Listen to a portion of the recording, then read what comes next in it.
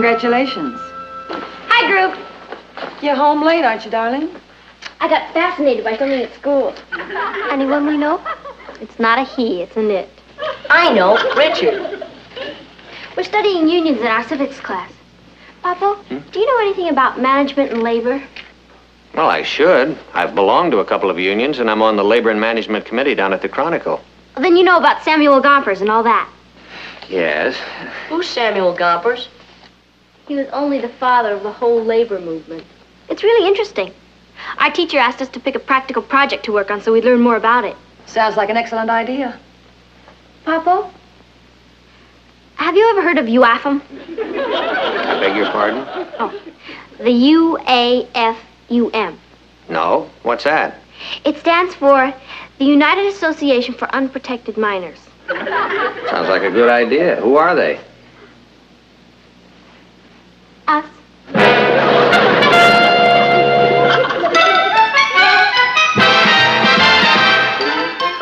Meet Kathy, who's lived most everywhere, from Zanzibar to Berkeley Square. But Patty's only seen the sights a girl can see from Brooklyn Heights. What a crazy pair, but they're cousins, identical cousins all the way. One pair of matching bouquets, different as night and day. Where Kathy adores a minuet, the ballet russe, and crepe Suzette. Our Patty loves her rock and roll, the hot note makes her lose control. What a wild duet, still they're cousins, identical cousins, and you'll find they laugh alike, They walk alike, at times they even talk alike. You can lose your mind when cousins are two of a kind.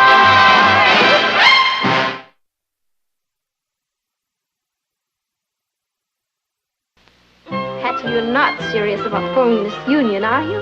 I certainly am, cousin. What do I need a union for? I'm just a kid. I'll tell you what you need a union for, kid. How much is your allowance? 50 cents a week. How'd you like 75? I need a union. You don't need a union to deal with your own family. They give you everything you want. Oh, sure. But this way we'll have more strength. Now when they give us something, they're doing us a favor. Once we're unionized, they have to give us what we want. Patty, I have a feeling there's disaster ahead. Will you stop being a worry bird and leave everything to old Patty? How soon do I get my 75 cents, old Patty? Immediately. We're going to call a meeting of labor and management. We're here as a grievance committee for the UAFUM. Oh? What's your grievance? Kathy's father has just sent her an increase in her weekly allowance. I feel it only fair that I should have an increase, too. When she says I, she means we. Oh, yes, I'm speaking for the entire membership. Well, as management, your mother and I feel we should point out that being the member of a union carries its obligations as well as its privileges. We understand that, Papa. Patty, do you feel you really need a union? Well, certainly. Everybody's unionized today. It's kind of a status symbol. I don't really think it's necessary, Patty. Papa, it's part of the American way of life. What do you think, Martin? Well, I suppose it can't do any harm. Then we get the raise in our allowances? Well, I didn't say that. Oh. I don't see why Kathy's increase should affect you and Ross. What's the matter? Have you got something against collective bargaining? Well, of course not. Papa, this is our first time at it. It'd be terrible for us psychologically if we lost. I must say I've never heard that argument used before in collective bargaining. But I'm sure it's just because nobody's ever thought of it. Well, all right. You have your increase. Did I tell you? It worked. Thanks, Mom. Papa, it's going to be a pleasure doing business with you. Your management with real heart. Membership, we need another meeting. We'll be back. Bye. I didn't like the sound of that "we'll be back." Martin, do you think we've made a mistake? No, of course not. This will be a good experience for them. As a matter of fact, I was going to increase their allowance anyway.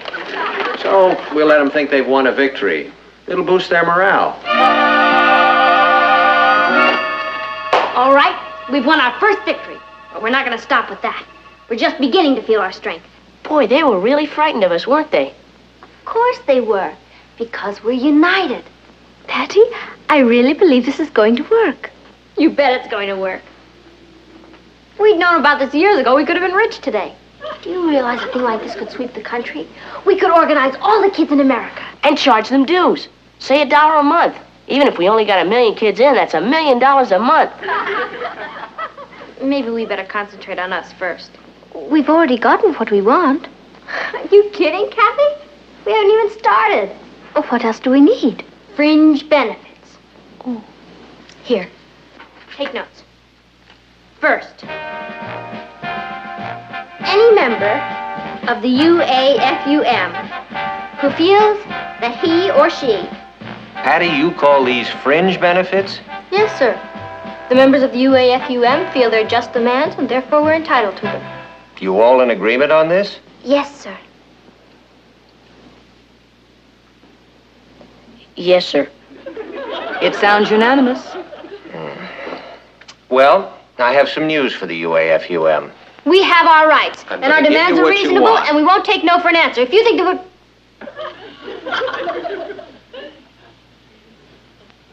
What did you say?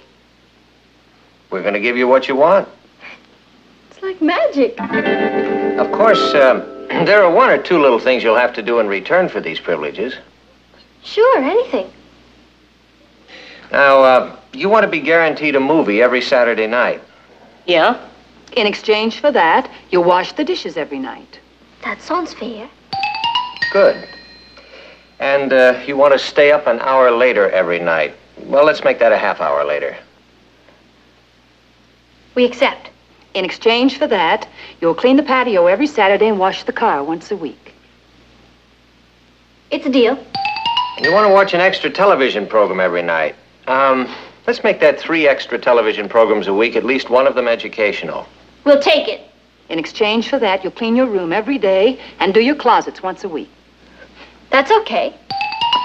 Well, that's it then. You've just seen a successful example of collective bargaining. You know something? I like this collective bargaining bit.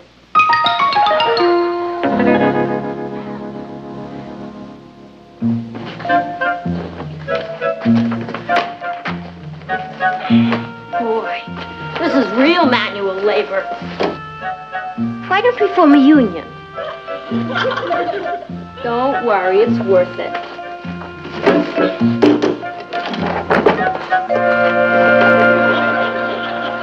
What's the matter with you? I am beat. I can't clean my room every day. It'll kill me. Think of all the benefits you're getting. What benefits? I've been working so hard I wouldn't know a fringe benefit if it came up and hit me in the face with a wet towel.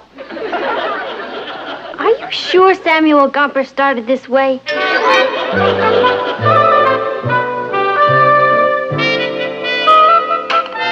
Hey, there's a good movie on tonight at 9 o'clock.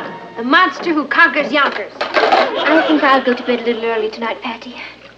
I'm awfully tired. Me too. Boy, being unionized sure is exhausting.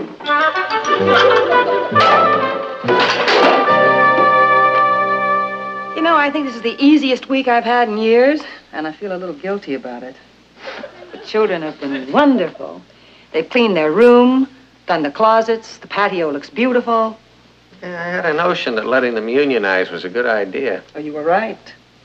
Sometimes Patty gets carried away with her projects, but this one turned out fine. I think I'll recommend it to all our friends. Want to go for a walk? Yeah. Why don't we check on the union first?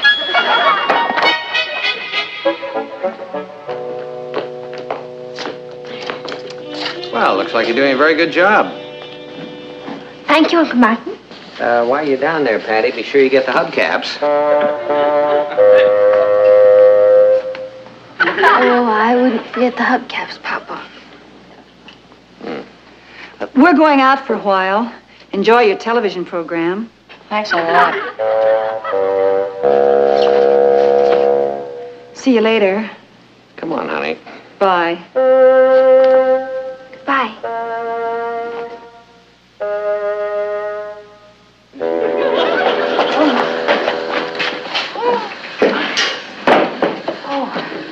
My back's broken. Move over.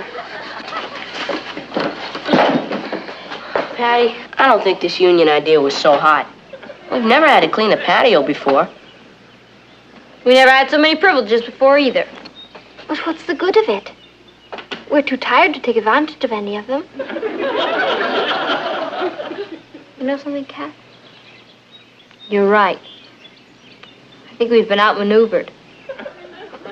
We've been turned into slaves. I just want to tell the kids that we're leaving. The patio looks beautiful. Yeah, you're really doing a bang-up job. You know, after your rest, maybe we could sit down and do some more negotiating. Well, we're off to play a little golf. I hope you enjoy your movie this afternoon. Oh, today's the day you do your closets, isn't it? Well, I'll check them over when I get back. See you later. Bye. Patty, please don't do any more collective bargaining. I'm exhausted now. Don't you worry. I got us into this. I'll get us out of it. Tomorrow's another day.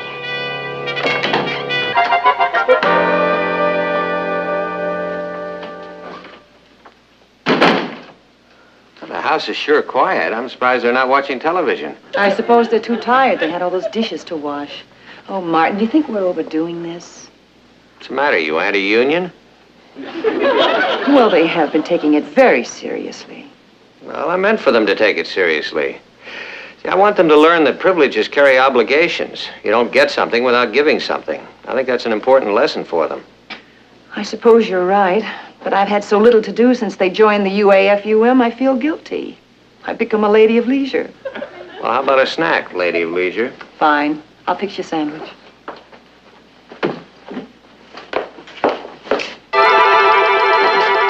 Look at this.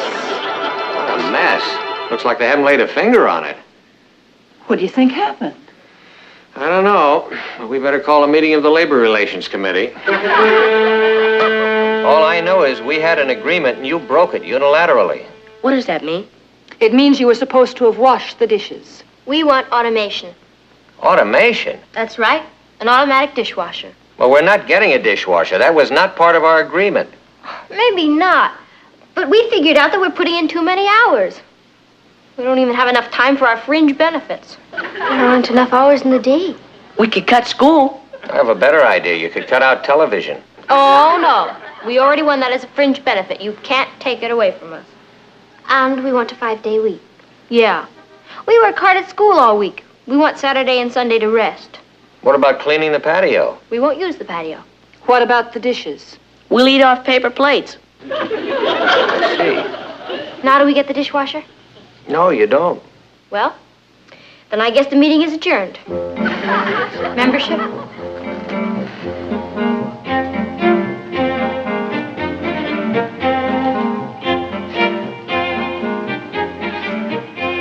Well, how do you like that?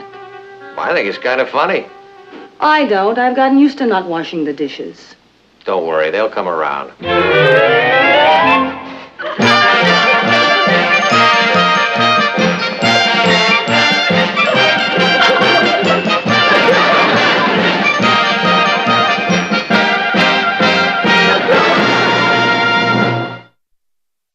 Do you realize that they have been parading up and down the block with those signs all morning? I think it's kind of funny. I don't. I want you to stop them. Well, there's one way to stop them, but it's a little drastic. Let's do it. Boy, you should have seen the crowd we collected. It was quite exciting. Yeah, people want to donate money. You should have taken it. Taking it. That's right. As of now, your allowances have been cut off. No work, no pay. However, you can reinstate our old agreement and go back to work. Without a dishwasher? Without a dishwasher. I have to have a meeting of the membership. Excuse us. Everyone in the UAFUM? Follow me. It worked. We haven't had their answer yet. Don't worry. They can't get along without their allowances. There's no point in going on, Patty. We put up a good fight, but we lost. What, are you some kind of quitter? I am. Before I joined this union, I was getting 50 cents a week. You shot me up to nothing. I have a lot of heavy expenses. Let's not panic. Look, we can hold out a lot longer than they can. On what? On our $30 emergency strike fund. Oh, boy! Do we have a $30 emergency strike fund? You bet we do. That's great. I've saved up $30 and... You wouldn't do that to me. Now look, Ross, it's only a temporary measure. You'll get your money back as soon as we renegotiate our contracts. Patty, you can't take his money. I'm not taking his money. Our treasury is borrowing it. It's for a common cause, isn't it? Sure, the cause is coming, but the money is mine. That money could last us 2 months. They can't hold out that long. What do you say, Ross? I say I've never been in a union before, and this whole thing is getting me very nervous. Come on, Ross. All for one and one for all. You mean like the Three Musketeers? Exactly. No. Okay. Thanks, Ross. We've got him right where we want him. Or vice versa.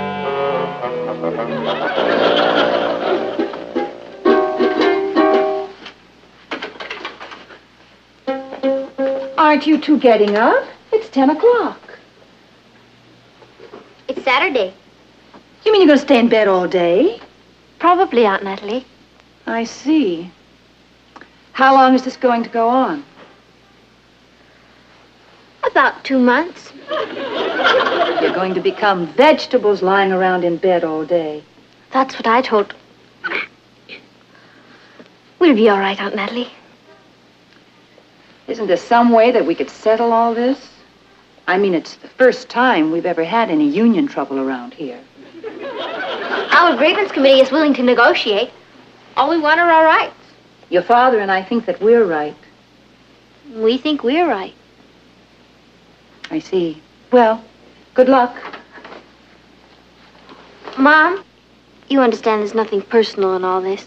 Of course not. It's strictly management labor. Labor, management. Do you know something terrible? What? I'm afraid my sympathies are with management. Sam Gompers would be ashamed of you.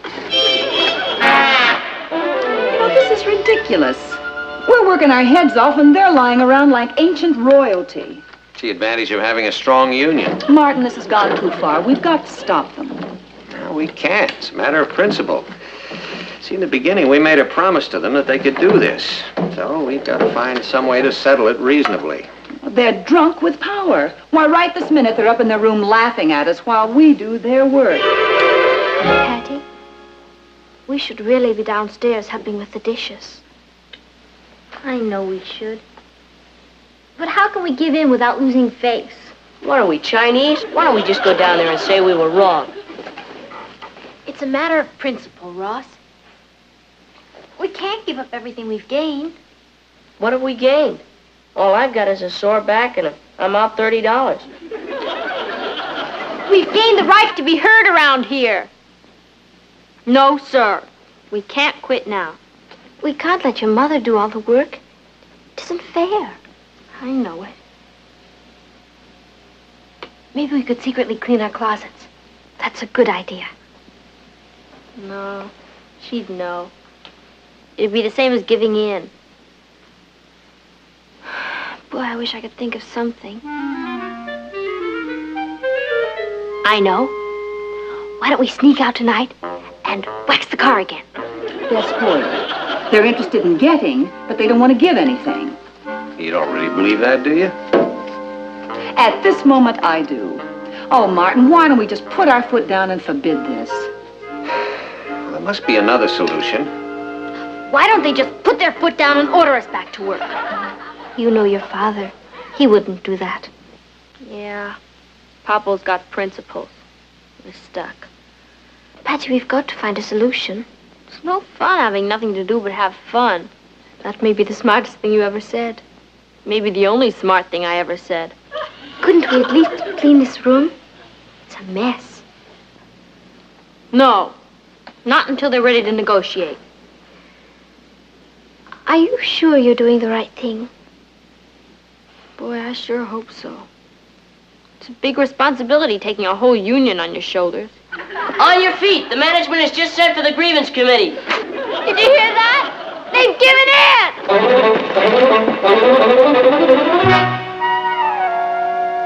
in! Sit down, please.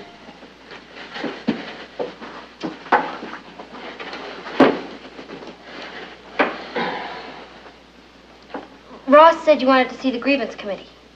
Yes. We'd like to get this matter settled. So would we.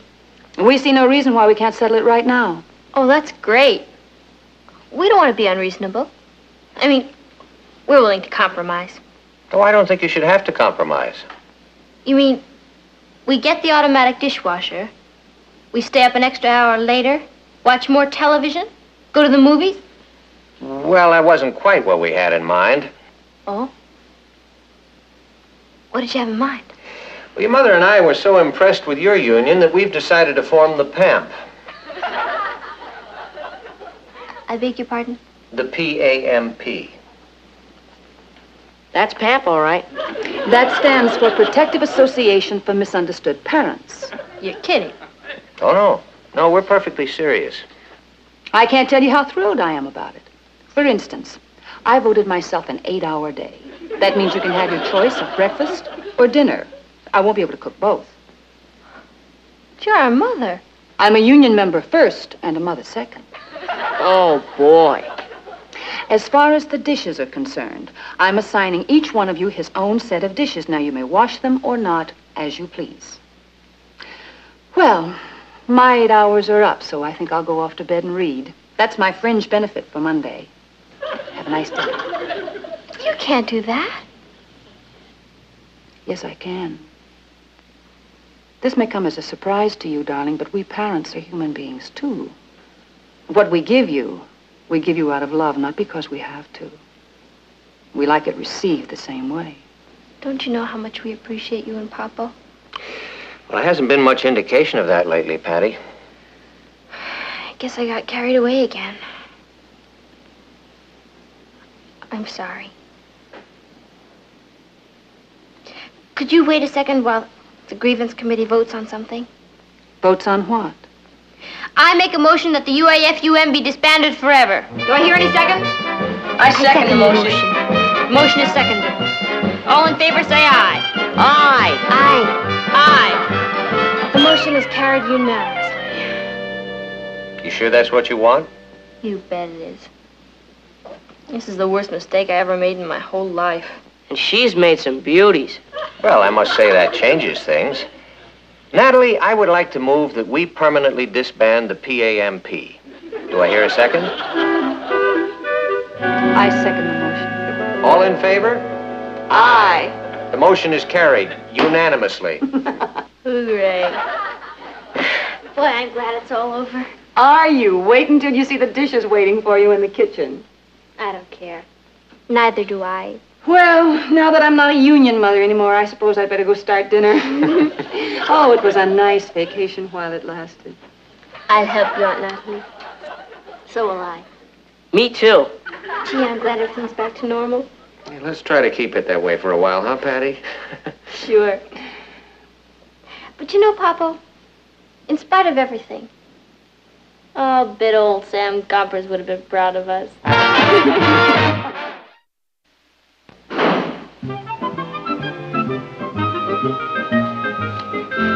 Hi, Group. You're late, darling. I got fascinated by something at school. What did you say? Guess what we're studying in our zoology class? Live snakes. Look at this. Hey, Patty, no, what are you... What's everybody so excited about?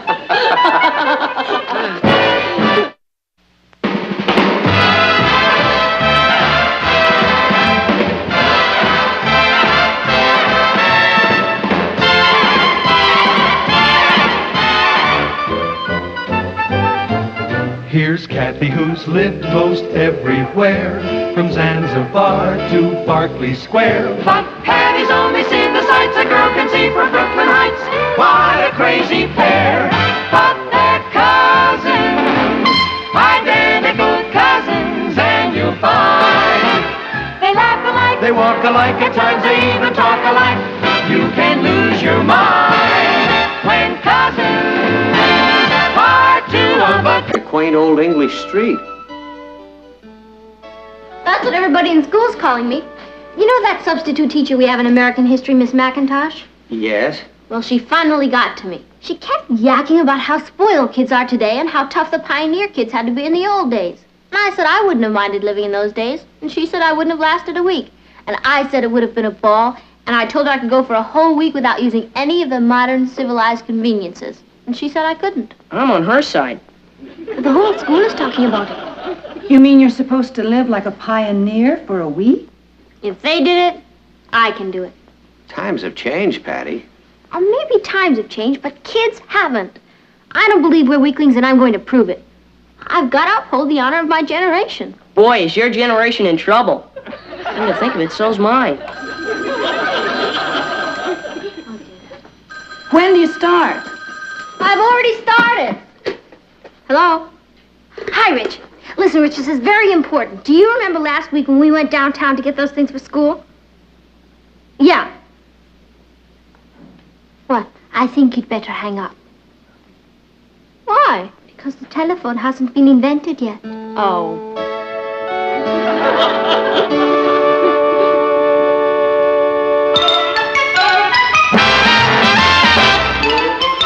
Meet Kathy, who's lived most everywhere, from Zanzibar to Berkeley Square. But Patty's only seen the sights a girl can see from Brooklyn Heights. What a crazy pair, but they're cousins, identical cousins all the way.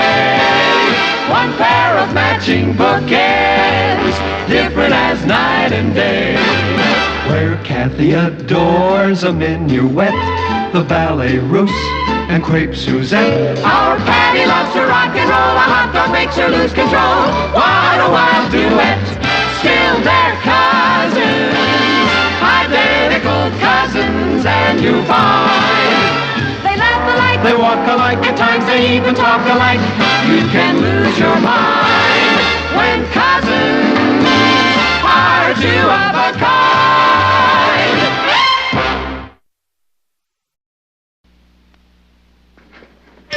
Patty, what exactly did you tell your teacher? I told her that I could go for a week without using anything we didn't have back in 1800. Do you have any idea what you're letting yourself in for? Pablo, I've got to prove that kids today aren't soft. Except in the head. Can't we put him up for adoption? Who'd have me? You've got a point. Patty, aren't you going to use any modern conveniences at all? If it wasn't invented by 1800, forget it. And you've agreed to do this for a whole week? That's right. I'm out to prove that Miss McIntosh is wrong. Look, if I should slip up now and then, I want all of you to remind me. Oh, we'll remind you. Okay. Oh, I forgot to tell you the big news. Coach Edwards has practically picked me to be cheerleader captain at the big track meet next Saturday. Every girl in school was after it. Congratulations. Well, I better get dressed. Richard is taking me to a dance tonight. They had dancing back in 1800. I checked. Patty? Yeah? Are you going to bathe before you dress? Of course. They did take baths in those days. Not with hot running water, they didn't.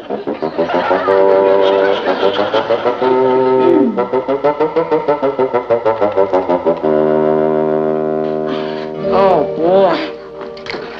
Oh, I never knew water could be so heavy. No wonder they only took baths on Saturday nights.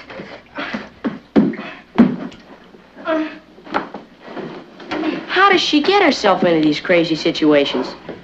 I don't think it's so crazy, Ross. I'm on Patty's side. I like what she's trying to prove. You know what I think?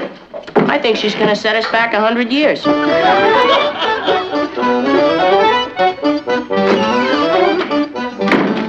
How was your bath? It's the Eskimos. By the time I put the last bucket of hot water into the tub, it was ice cold. Boy.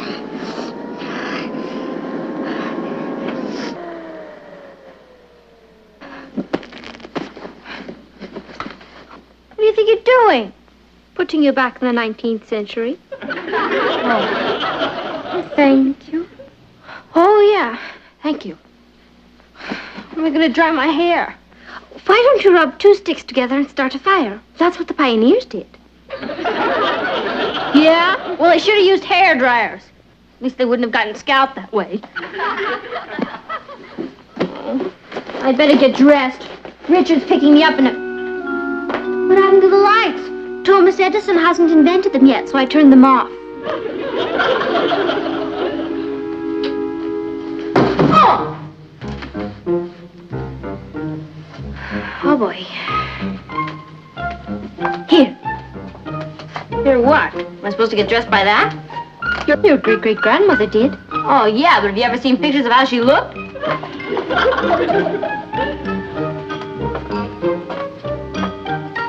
Me and my big mouth.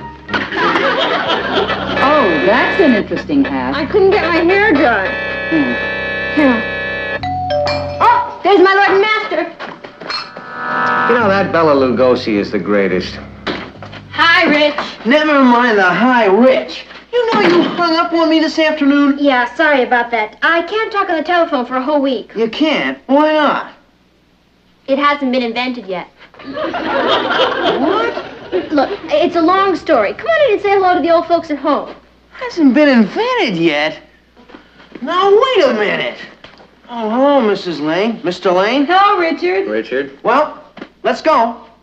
He has all the social graces, hasn't he?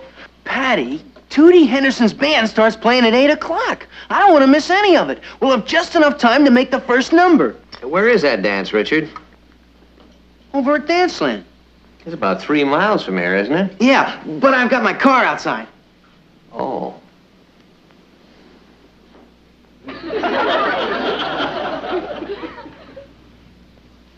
I forgot. You forgot what? Automobiles. I'm afraid your car's gonna have to stay right where it is, Richard. How are we going to get to the dance? Walk?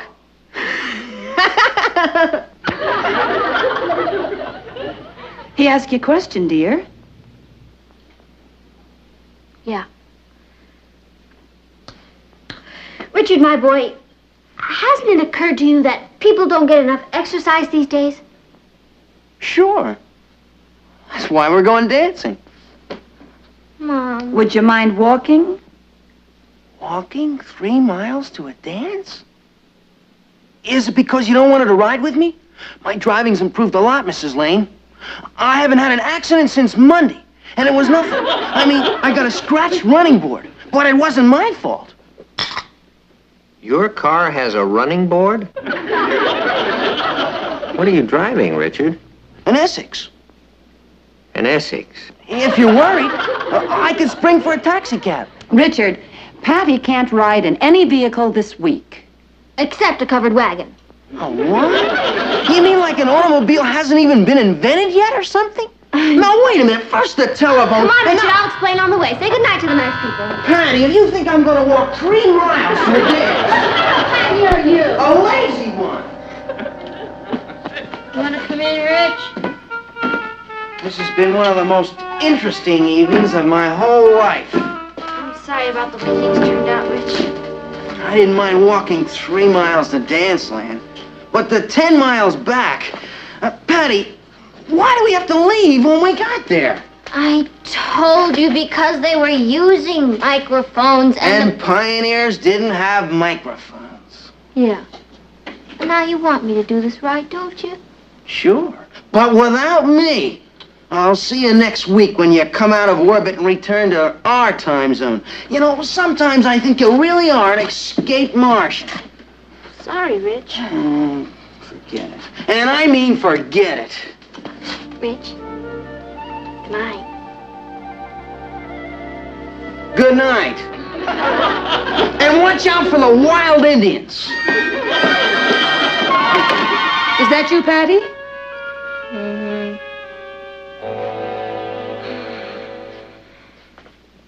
Hi, Mama. Papa. How are you, Ann? How was the dance? How do you spell fiasco? Hey, that's a pretty good word. Please, no coaching unless it's my turn. Sorry about that. You know, I never should have dragged Richard into this. He's not up to it. Are you? If the pioneers could do it all their lives, I guess I can do it for 1 week. Oh, they must have been made of steel. Well, they were pretty rugged, but then they had to be. You know, it's amazing what you can do if you have to. Yeah, I hope you're right, Papa. I'd hate to let the kids at school down. They're all counting on me. You won't let them down. I think you're doing just fine. Yeah. Except I'm starving to death. Well, didn't you stop at the shake shop? Oh, yeah. Yeah, we stopped. Only I couldn't eat anything. They cook their hamburgers on electric grills. And the pioneers never heard of a chocolate milkshake. Oh. You know what I'm going to do? What? I'm going to fix you a great big Pioneer sandwich, handmade, and a big glass of milk, cow-made. Thanks, Papa. Boy, they sure were losers, our ancestors. They didn't have anything. I'll tell you one thing they had. A wonderful, great-great-great-granddaughter.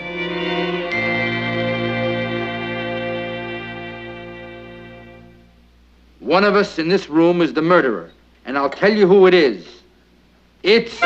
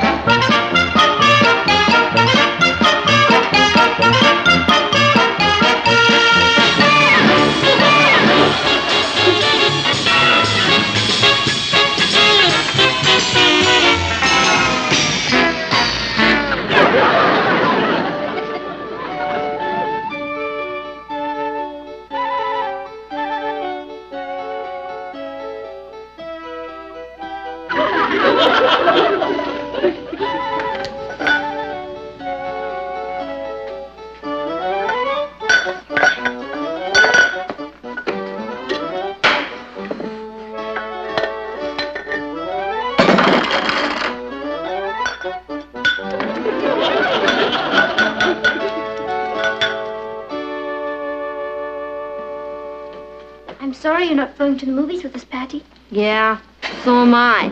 I've been dying to see the monster with 3 heads. We'll tell you all about it. Oh, you don't have to. It's my autobiography. Good night. Night. Hi, Kathy. Pioneer lady, you sure you don't want to go skating?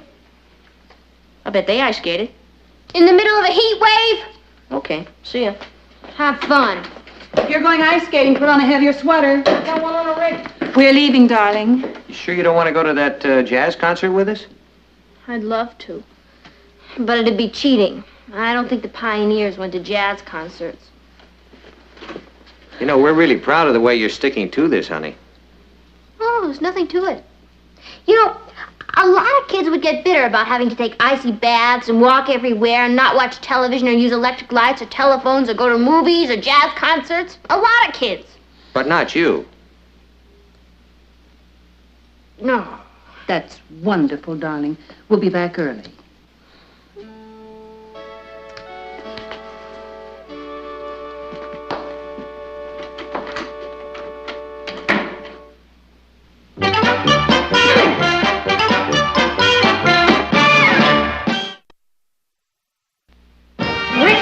Rickety rap, who's that racing down the track? Brooklyn, Brooklyn, yeah!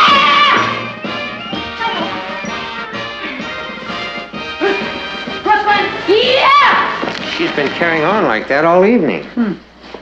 The big track meet is Saturday. What just You mean we have to listen to that until Saturday? fire? We're on fire!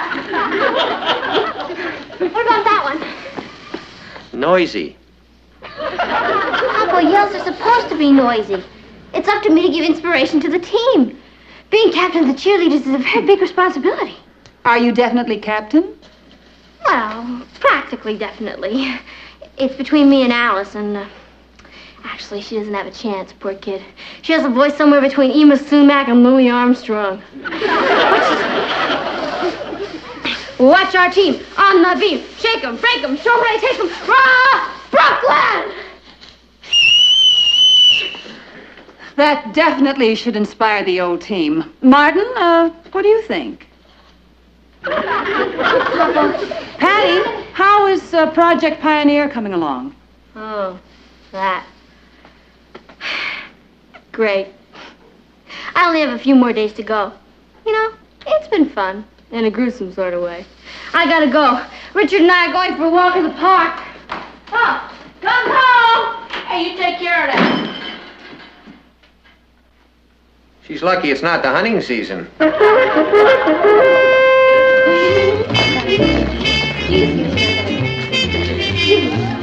What do you have, Kathy?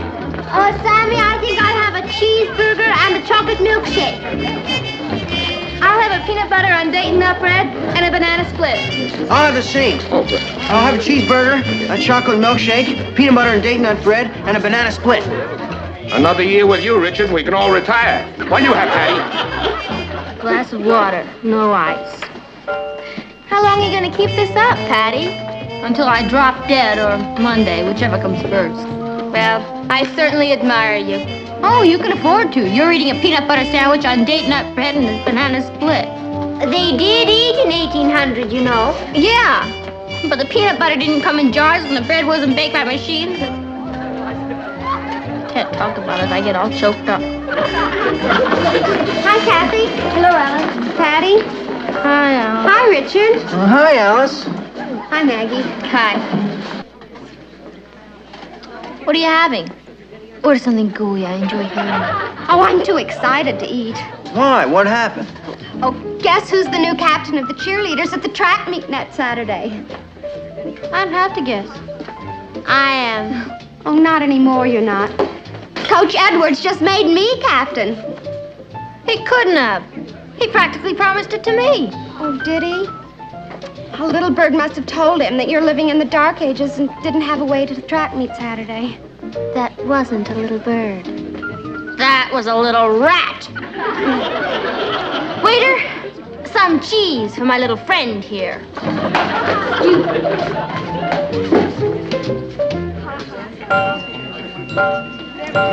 Yes, Patty, but You just can't let Alice be captain. I know all the yells. Yes, Patty, And I but- was captain last year. Yes, Patty, And all the kids are counting on me. Yes, Patty, but... Aren't you going to interrupt me? Of course not. Go on, sir. Well, It's just not fair. It just isn't fair. I should have stayed with yes, Patty, but... I'm sorry. But just give me one good reason. Why? Why? When I was captain last year and... Now, I understand that you've entered into a bargain with Miss McIntosh, your history teacher. Is that right? Yes, sir. But that didn't include not being captain of the cheerleaders. But you agreed not to use any mode of transportation not in use by 1800, right? Yes, sir. Patty, do you know how far it is from Brooklyn Heights High to the stadium where that track meet is being held? Not exactly. Well, I'll tell you exactly. It is 22 miles. Is that all? No, that is not all. If you're returning, it's 44 miles.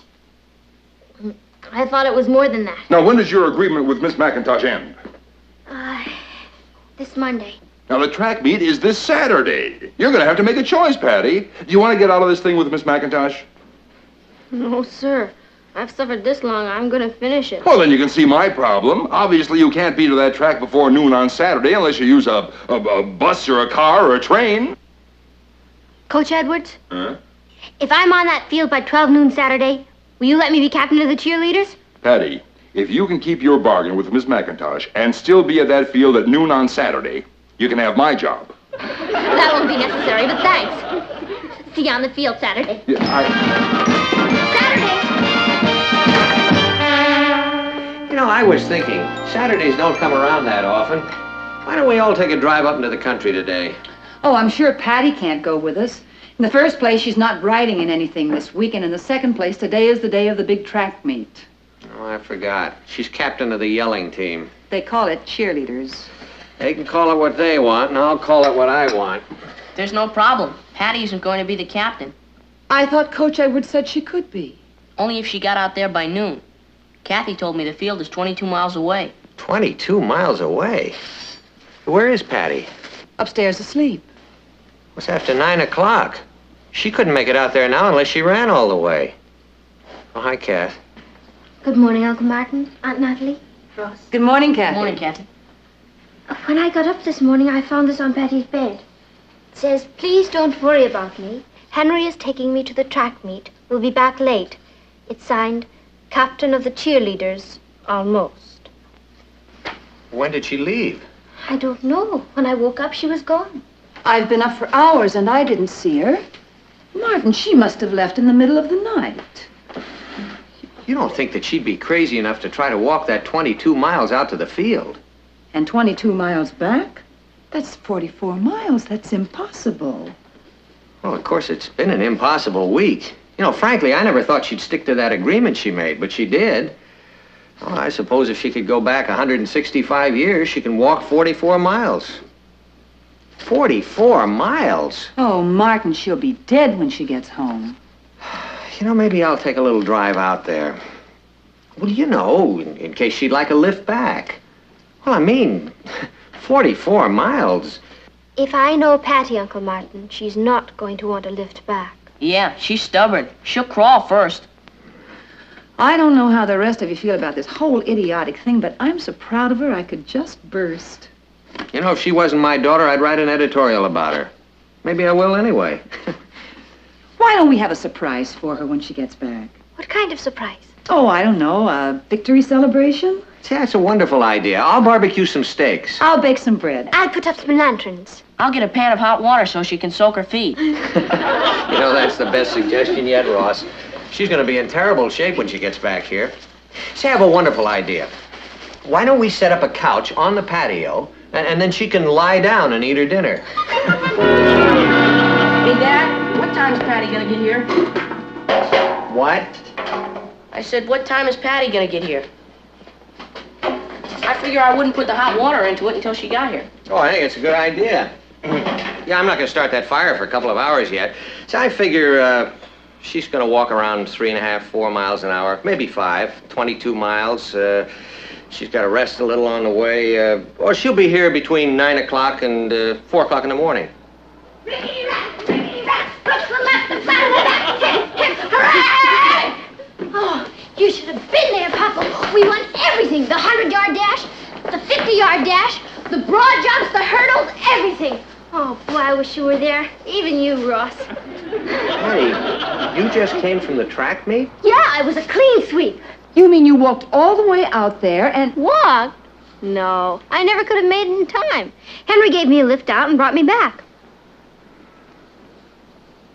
That's exactly what I would have done, Patty. Yeah, me too, sis. Well, actually, it was very wise of you, dear. Yeah, there's nothing to be ashamed of. I mean, I guess it was a kind of a silly agreement anyway. I don't understand what you're all talking about. Oh, about your giving up your Pioneer Week agreement with Miss McIntosh. Well, if Henry gave you a lift out, I think maybe you all better meet Henry.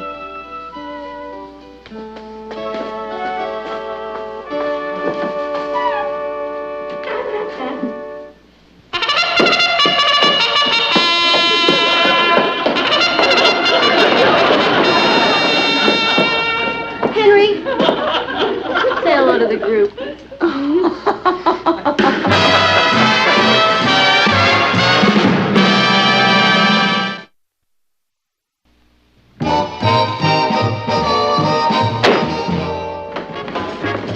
Hello, darling. Sounds like Patty's having a little party. I don't blame her. She's entitled to her victory celebration. Oh, I bought her a present. She can keep this as a reminder of Pioneer Week. I don't think she'll ever forget Pioneer Week. I know I won't. What's going on? Must be an overload in the neighborhood. Or even closer.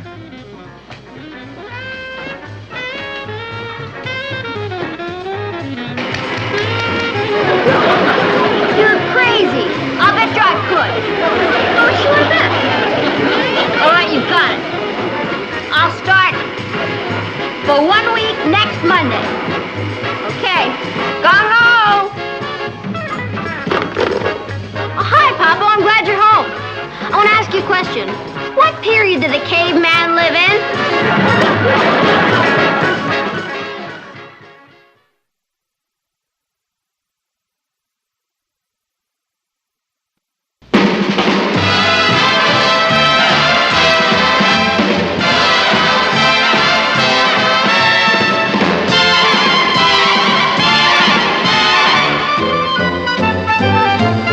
Here's Kathy, who's lived most everywhere, from Zanzibar to Berkeley Square. But Patty's only seen the sights a girl can see from Brooklyn Heights.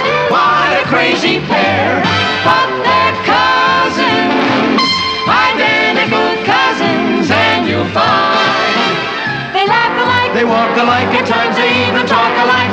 You can lose your mind when cousins. Give me a report later. I'm going to the library now. Don't you want to go to a matinee this afternoon? The Mechanical Werewolf from 100,000 Leagues Under the Sea is playing. Oh, I'm afraid I'll have to miss it. It's your loss, cousin. Hello, Uncle Mark. Come on now. Oh, boy. Patty, what are you doing? Watching our new neighbors move in. They have a grand piano. Maybe they have a teenage son who plays it. Or perhaps a gray-haired old grandmother. There's a baseball bat. That doesn't belong to any gray-haired old grandmother. Patty, don't you think you're being just a little inquisitive? Also friendly. How else can you get to know your neighbors? Look, they're carrying in a tool chest. Maybe the father's a burglar. There's a tennis racket. It looks like a teenage boy's tennis racket. He plays baseball and tennis. He's an athlete. What is she, a spy for the FBI? There's a car pulling up in front of the house. Family's getting out. There's the wife. She's wearing a mink coat. There's the burglar. There's my baseball player. What does he look like? He looks like he's 12 years old. That's what he looks like. 12 years old? Yippee, I got a new best friend. Yeah. Look at that flowered chair. They sure don't have much taste in furniture. All right, Patty, come away from the window and stop being so nosy. Who's being nosy?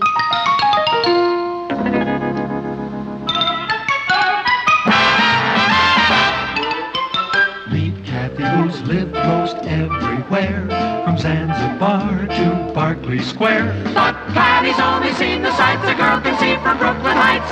What a crazy pair, but they're cousins, identical cousins all the way.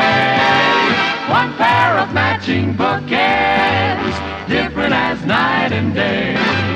Where Kathy adores a minuet, the ballet russe, and crepe Suzette. Our Patty loves to rock and roll, a hot dog makes her lose control.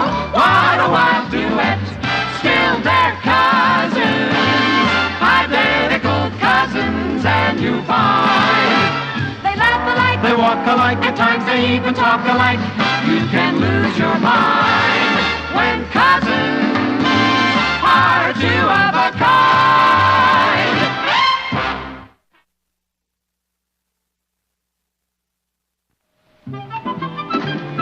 Hi, who are you? Who are you? This is Keith Gordon, our new next-door neighbor. He plays shortstop. Hi. How are you? Hello, Keith. Welcome to the neighborhood. Where are you from? He comes from Iowa. Idaho. In Brooklyn, we pronounce it Iowa. I understand you're going to be our next-door neighbor. Yes, sir.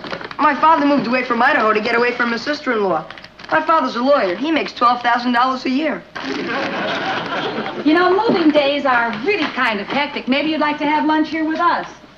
What have you got? Hamburgers? Okay. Can my brother come too?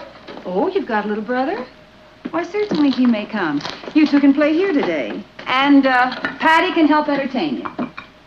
Mom, the Mechanical Werewolf is Oh, playing. the Mechanical Werewolf can wait. That's sure nice of you, Mrs. Lane. I'll go get Scotty. Oh, who wants to play nursemaid to 3 tadpoles? Have you ever seen a beautiful day go right down the drain? Oh, won't hurt you this one afternoon. Papa, these are my golden years. Every minute counts. He's coming. We'll wait for him. Good morning. I'm Scott Gordon. Well, hello, Scott. This is Mr. Lane, Well, Scott? our son Ross, All right. Excuse me, I think I left the water running upstairs. and that's Patty.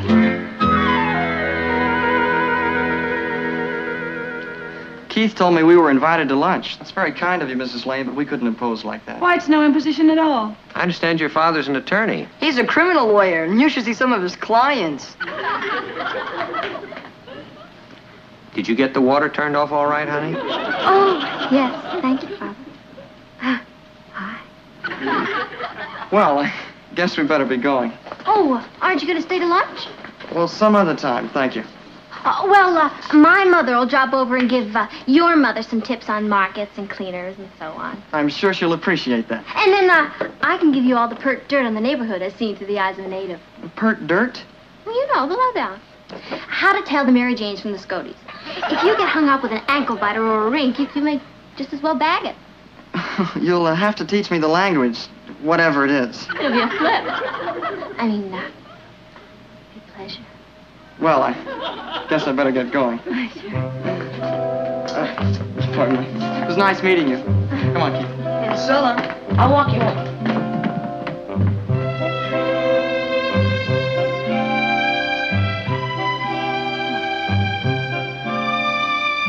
He's beautiful. I wouldn't call him beautiful. Oh, of course you wouldn't. But I would. He's beautiful. What about Richard? Richard. Oh, Richard. He's in Wyoming with his grandmother. Whoever said absence makes the heart grow fonder must have been a man, and not a very bright one.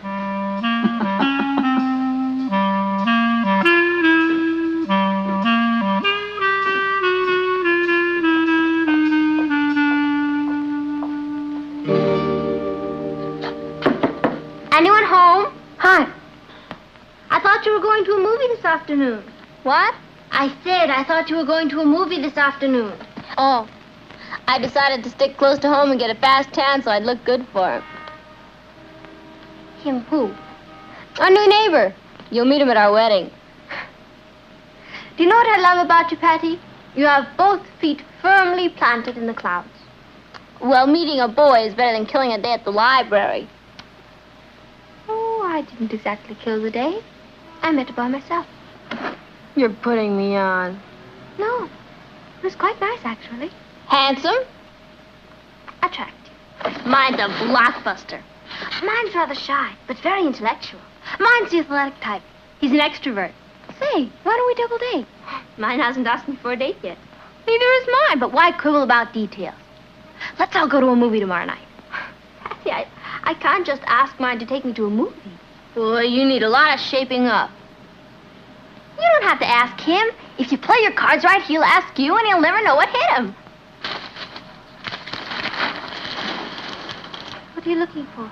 I want to see what movie the boys are going to take us to tomorrow night. Have you ever seen a dream walking, Maggie?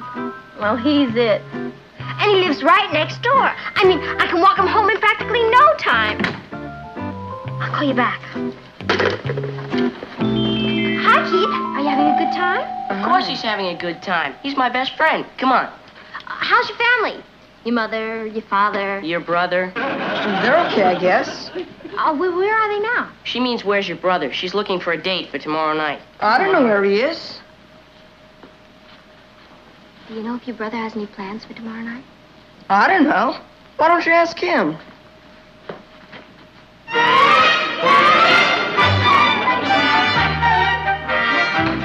Hello, Patty. Hi, Kath. If you ever decide to take up mind reading, you'll make a fortune at it. What are you talking about? You are absolutely right. Mine asked me to go to the movie tomorrow night. Gung-ho. I told you we'd make it. Now all I have to do is get my half moving. How did you work it? I didn't work it. I was at the library, and he came up to me and started talking. And Miss Harvey asked us to be quiet. So he said we could talk better at the shake shop. So we went to the shake shop, and he asked me for a date. I couldn't have handled it better myself. Now I'll tell you what my strategy's going to be. I'm going to take the bull by the horns. I'll get it. That might be the bull himself. Ole? Oh, it's just an expression. Come on in. We were just talking about you. Well, I came about tomorrow night. Oh? First, I thought it would be interesting to see a movie, but then... What a great idea. Why didn't I think of that? Come on inside. Oh, I'd like you to meet my cousin Kathy. Hello, Kathy. Hello, Scott. You've met? Well, yes, we met this morning. I told you. Don't you remember? You mean he's... And then we met again this afternoon in the library. You mean he's... Kathy, I came to tell you instead of going to a movie tomorrow night, I thought we could go to a concert at Philharmonic. Van Cliburn's playing. Would you like to hear him? I'd love to. Patty, would your date be interested in that? We could all go together. I don't think so. Why don't you call him? He's busy tomorrow night. Oh, that's too bad. Well, I have some things to do upstairs. I'll see you, Scotty. Where'd I go wrong? You and your cousin really got along well, don't you? Oh, yes. We're more than cousins. We're very good friends. I saw him first with double-crossing Boy Snatcher. He's mine. That's ridiculous. He asked me for a date tomorrow night. Oh, sure. After you cornered him and forced him to. Shh. I didn't corner him, but I didn't force him to. Oh, you quiet ones are the ones to watch. My own cousin double-crossing her own cousin. Why didn't you tell me he was your boy next door? That'd have stopped you? No. That's what I thought. Shh. You told me he was intellectual and not very good-looking. That's the way I saw him. You told me he was an athlete and handsome. That's the way I saw him. You have Richard. I'll trade you Richard and 2 Beatle albums. Why don't we let Scotty decide for himself? That's all right with me. You mean if he chooses me, you'll forget about it? That's exactly what I mean. But don't count on it, cousin.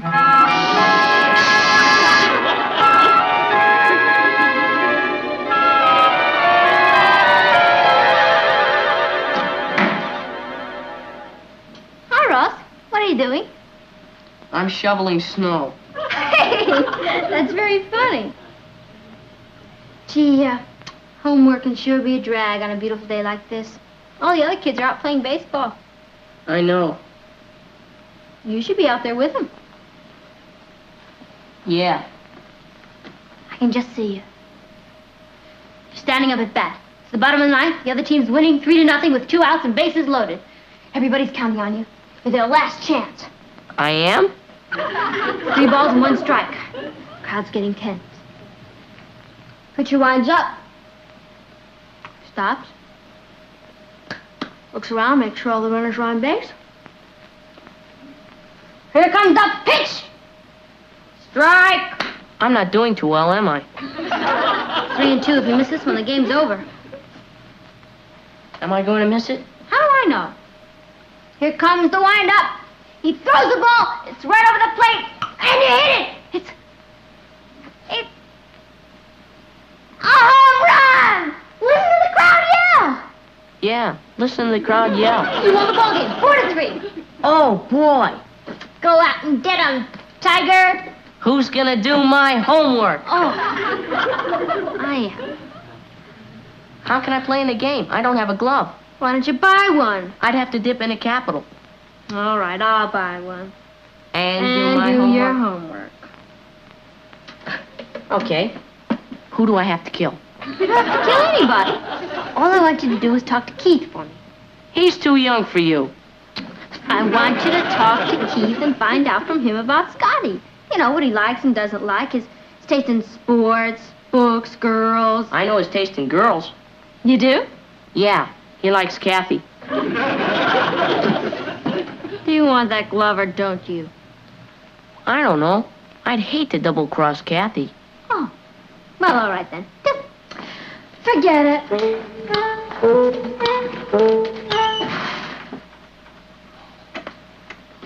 Okay, I'll do it. I'll hate myself, but I'll do it. Good boy. I'll come see you someday in Yankee Stadium. I'm not bad. Just weak. Favorite actor, Laurence Olivier. Favorite sports, horseback riding and archery. Favorite food, strawberries with honey on them. Favorite color, green. Is that the kind of stuff you wanted? Exactly. The FBI couldn't have done better. Do I get my glove? Here, buy your own ball team. Thanks. I still hate myself. It'll pass, it'll pass. Favorite book, Moby Dick.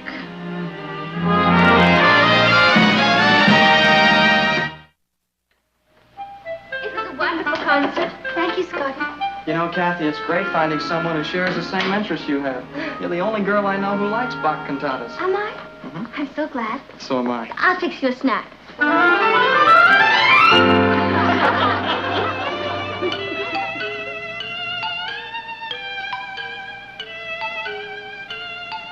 Patty? Hello, Patty? Oh! I'm sorry, I didn't hear you. Captain Ahab was just going after Moby Dick, and I... You're reading Moby Dick? Yeah. I'm afraid I'm kind of a nut about it. I read it every few months. I've never seen you read it before. What's that bow and arrow for? What bow and arrow? Oh, this. I'm so used to holding it, I didn't even notice it. I'm getting ready for the archery tournament.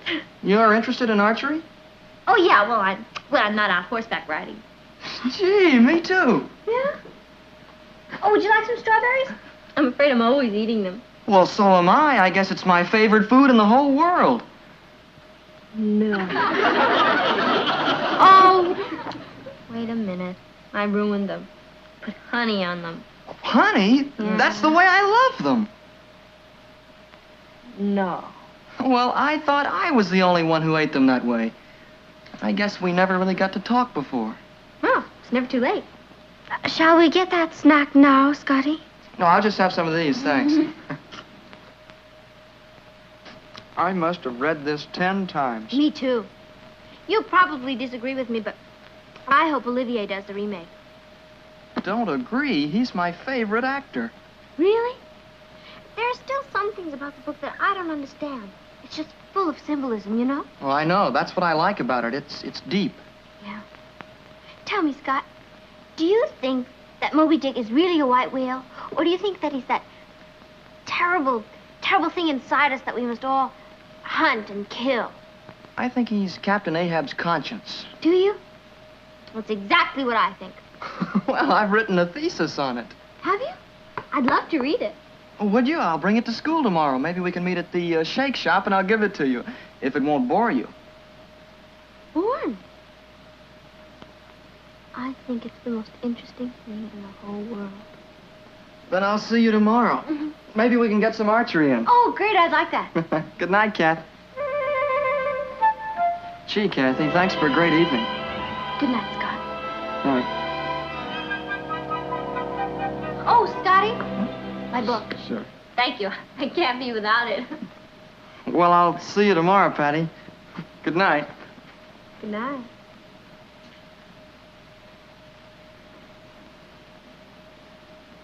Did you have a nice time with Scotty? Yes. Did you?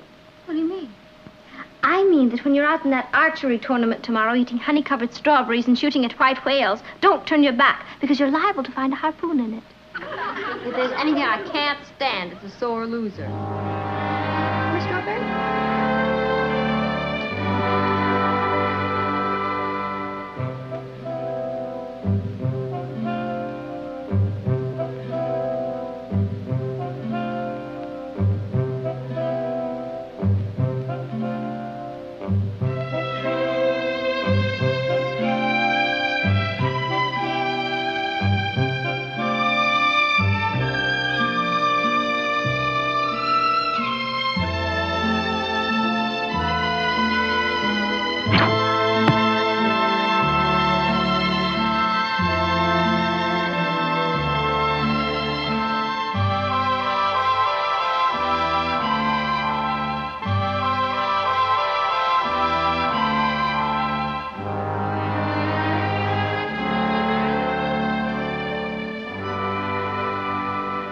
I don't know what to say.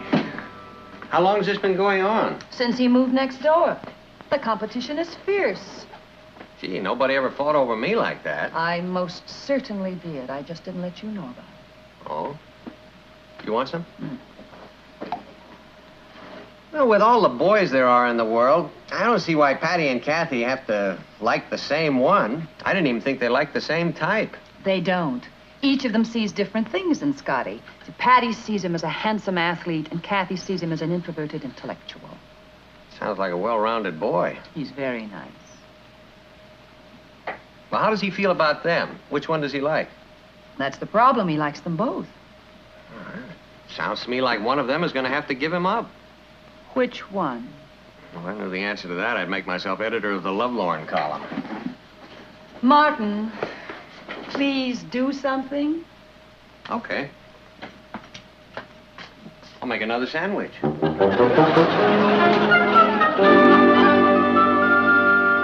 Chicken, potato salad, coleslaw, corned beef,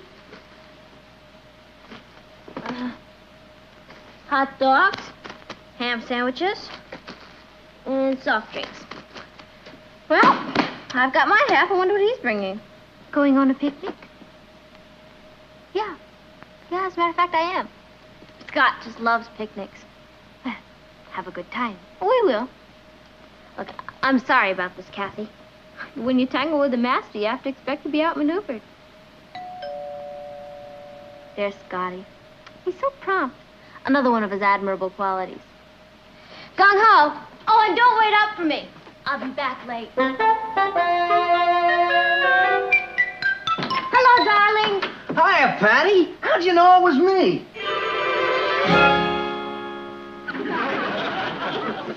Richard? Richard.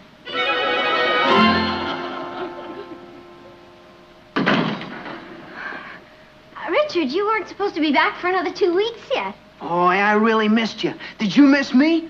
I knew how miserable you'd be here all alone without me. What's that? What's what?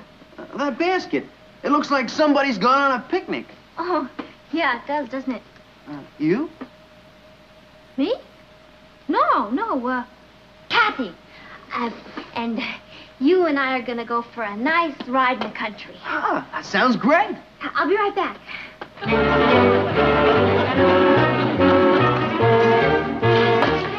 You've got to do me a favor. It's a matter of life and death. Are you sure? Absolutely. Then forget it. Oh, please, Kathy. I want you to pretend to be me and go on that picnic with Scotty this afternoon. Why should I do that? Because Richard got back. I could never explain Scotty to him. Look, you can keep my date with Scotty this afternoon as me, and then I can keep my dinner date with Scotty as me. I shouldn't do it. Oh, why not? You won't have any trouble fooling him. Think of all the fun you'll have at the beach. All right, I'll do it. You're very persuasive.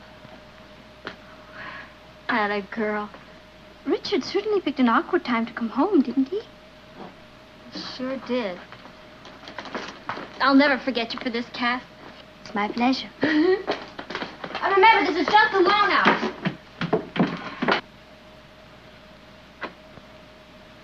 Kathy just left on her picnic.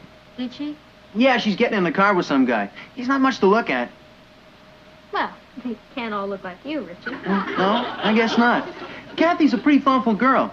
You know, when she phoned me in Wyoming and told me how lonely you were, I came right back. She phoned you in Wyoming? Yeah, she wanted to surprise you. And she did. She really did.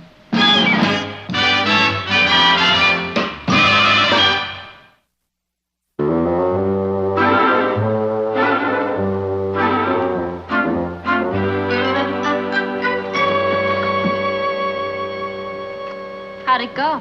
I think it went quite well, Patty. You didn't have any trouble fooling Scotty? Oh, no. He thought I was you. Good.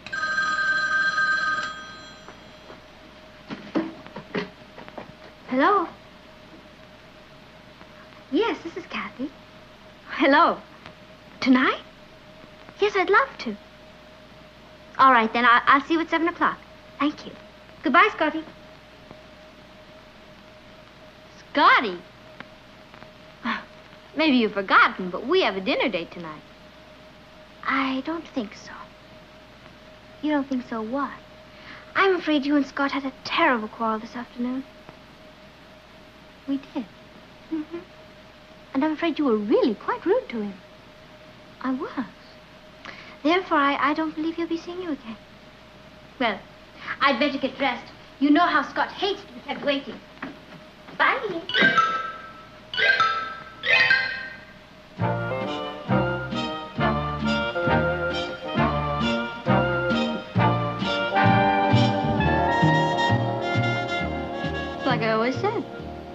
tangle with a master, you have to expect to be outmaneuvered.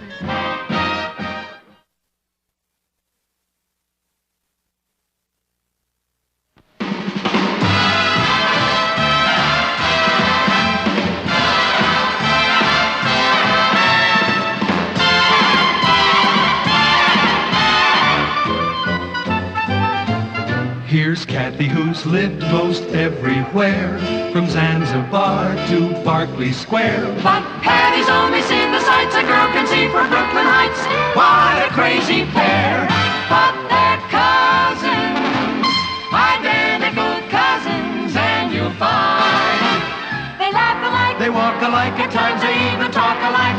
You can lose your mind when cousins are two of them. As fearlessly as they are fought by that great newspaper on whose board of directors I have the honor to serve, the Daily Chronicle. I thank you.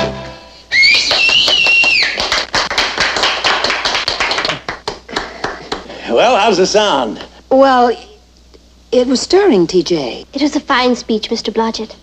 It was a real gas. Yeah, well, thank you, Patty. I assume that is a compliment. Well, it's even better than like wow. What did you think, Martin? Very effective speech. Got me an ovation at the business club dinner last night. Dinner. I almost forgot. You see, you're a real spellbinder. Excuse me. TJ, that part about the Chronicle. What about it? Well, forgive me, but it does give the impression that you're our personal candidate. Well, it's fine with me. People trust the Chronicle. But you just serve on our board of directors, as you do in dozens of corporations. Now, Martin, stop being such an old mother hen about that newspaper. Well, I am the managing editor. And a darn good one, too. One who's going even higher, if I have anything to say. Do you hear that, Papa? You're my boy, Martin. You stick with me, and when I'm elected... And I'm sure you will be, Mr. Blodgett. Well, I better be, after all those terrible political dinners that I've been dragged to. I used to cover them. They call it the fried chicken circuit. Fried chicken, yeah. I tell you, it's coming out of my ears. Dinner's ready. Ah, well, now that's good news, Natalie. I'm looking forward to a home-cooked meal. Well, I hope you enjoy it. We're having fried chicken.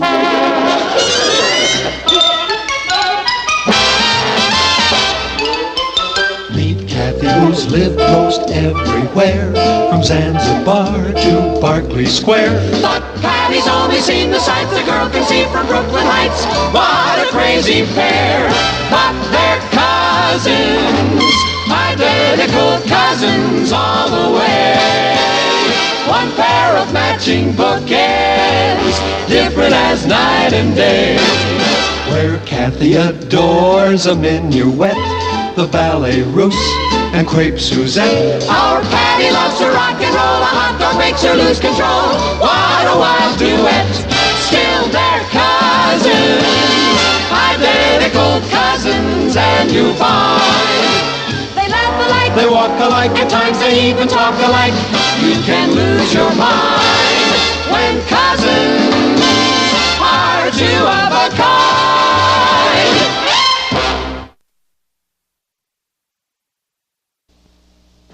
And so, this November, the voters will elect a president, vice president, 33 United States senators, and 435 members of the House of Representatives. Thank you, Kathy.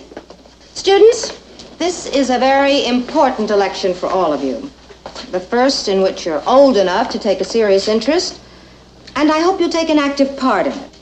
How do we do that, Miss Gray? Well, one way would be to start in your own neighborhood. Pick a candidate you admire and campaign for him. Kathy and I know a man who's running for Congress this year, T.J. Blodgett. Oh, yes, I read about him. Do you think he'd make a good congressman? Oh, yeah, it'd be great, right, Kath? Why do you think so? Well, he made a campaign speech right in our living room. It was terrific. Really?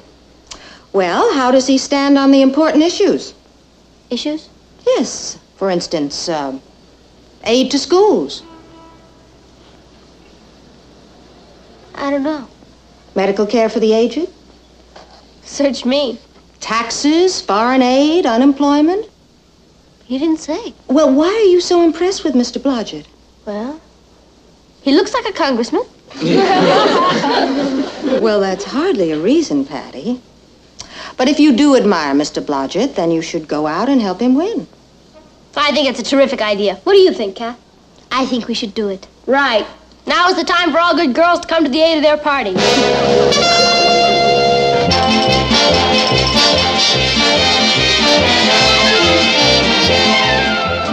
And so, Kathy and I talked it over, and we've decided we want to help get Mr. Blodgett elected. So you've decided to mount the hustings, huh? The what? Oh, that just means to campaign in an election. Oh.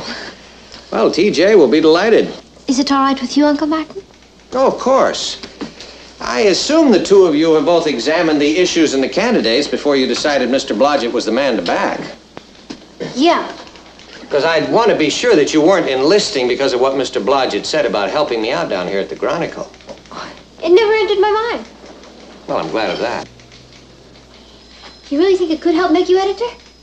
No, Patty. And I would forbid you to campaign if that was your motive. Really, it isn't, Uncle Martin. We admire Mr. Blodgett, and we think it would be good experience for us. And it will. Lottie, if Mr. Blodgett's in the building, would you ask him to step in here, please? I can't wait to mount the hustings. Well, you realize this election is no walk-in. Now, the other candidate's a fine man. Who is he, Uncle Martin? His name is Clark Williams. He's a professor of political science at the State University. Professor? I bet he never had to meet a payroll in his life. Already, she sounds like a politician. Well, hi. Patty, Kathy, you come by to help Martin put out the sheet? Better than that, TJ. They want to campaign for you. Do they now? Then I'm practically in Washington. Can we start right now, Mr. Blodgett? You sure can. You go over to my headquarters and talk to Bill Duffy. He's my campaign manager. Patty and I would like to hear your views on the important campaign issues. Well, you asked Duffy to let you see my program. He wrote it. I'll phone Bill to expect you. Well, Martin, I'm off to the board meeting. You know, we're going to talk about what happens when Arnold retires as editor. Oh, boy. Down, Patty. Your dad's in good hands, Patty. So am I, with you two in my corner. I wish we really could vote for you. Well, now, maybe that could be arranged, Kathy. You talk to Duffy.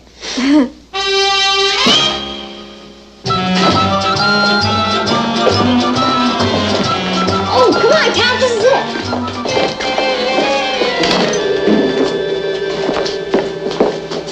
Okay, Henry.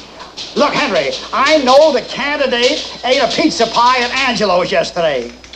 Okay, Henry, okay. You'll get equal time. Tomorrow noon, I'll bring the candidate to your delicatessen. Mr. Duffy? Yeah? Hi, I'm Patty Lane, and this is my cousin Kathy. We've come to mount the hustings. The what? To campaign for Mr. Blodgett. Didn't he call you? Oh, yeah, you're the kids. Here, start handing out these buttons. Oh, we'll be glad to. But Mr. Duffy. Yeah? I'm on the school newspaper, and Kat's a genius at English composition. So? So we thought we'd like to make a real important contribution to the campaign. You can. Start moving those buttons. Mr. Duffy. You still here? Kathy plays the piano beautifully, and I dance a little. So? So we thought that, well, maybe if you wanted us to entertain at a rally or something. Look, kid, we got a big sound truck that all day plays Frank Sinatra, Tony Bennett, and Barbra Streisand. You want to try to follow that act? No, I guess not. Okay, then, move. Mr. Duffy. What now? What now? Well, Mr. Blodgett said you'd tell us how he feels about the important campaign issues. Oh, he did? As campaign workers, I feel we should know how he stands. Okay, I'll tell you. He stands foursquare. Foursquare for what? For what he believes. What does he believe? That you should start moving those cotton-picking buttons.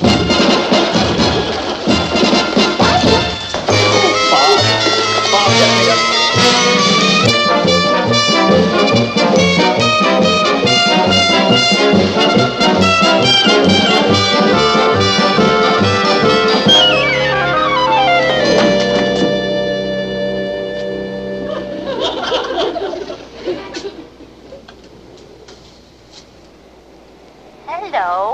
My name is Kathy Lane, and I'd like to tell you about T.J. Blodgett, candidate for Congress.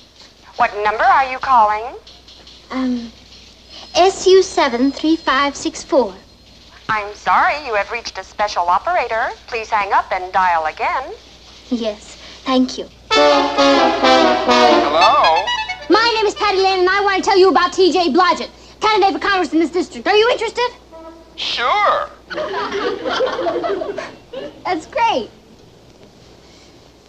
T.J. Blodgett is a man of courage, ability, experience, and integrity. Elect him, and he will fight your battles in Congress. T.J. Blodgett wants and needs your support. Will you vote for him? Well, I don't know.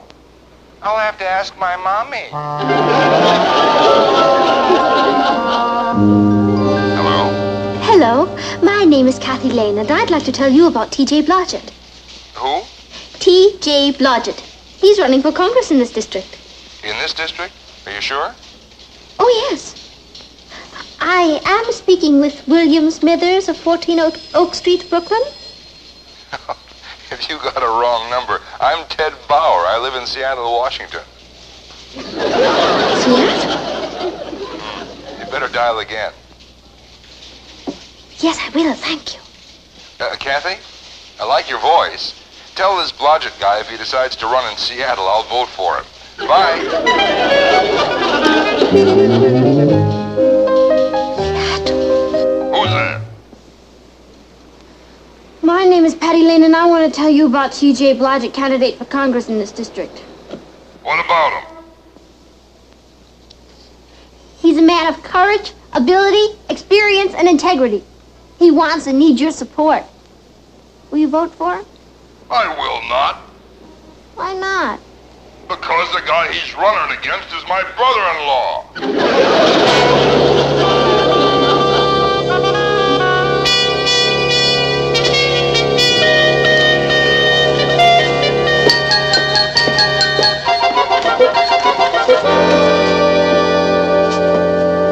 Get your buttons, vote for Blodgett. Blodgett is a people's choice. Get your buttons, vote for Blodgett. Good evening, ladies and gentlemen. My name is Clark Williams. Clark Williams. That's Mr. Blodgett's opponent. Get your buttons, vote for Blodgett. He must be holding a rally in there. Let's go heckle him. Come on. Oh, get your buttons, vote for Blodgett. I am a professor of political science at State University. Oh. I have also served as a town councilman, A real city manager, egghead. state assemblyman. And during the post-war occupation, I was a lieutenant colonel on General MacArthur's staff, helping to bring democratic government to the Japanese people. Did you know that, Betty? So what? So he's been to Japan. My opponent, on the other hand, is a highly successful businessman who has never held any public office. Now let's see where we both stand on the issues. I favor more schools, more hospitals, and foreign aid to needy nations, and jobs for the unemployed. I agree with that. Yeah, so do I. And you know something? It's kind of cute. My esteemed rival also supports these measures, but he has simultaneously called for lower taxes, reduced spending, a balanced budget, and an end to what he calls coddling by government. Now, friends, I ask you, how can we build more schools and hospitals and homes while spending less money?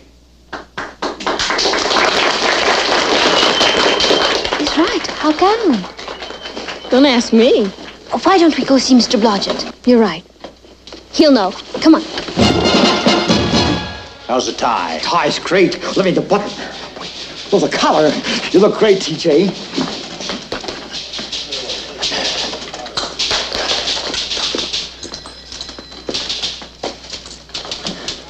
Oh, hiya, girls. Hey, come on in and have your picture taken.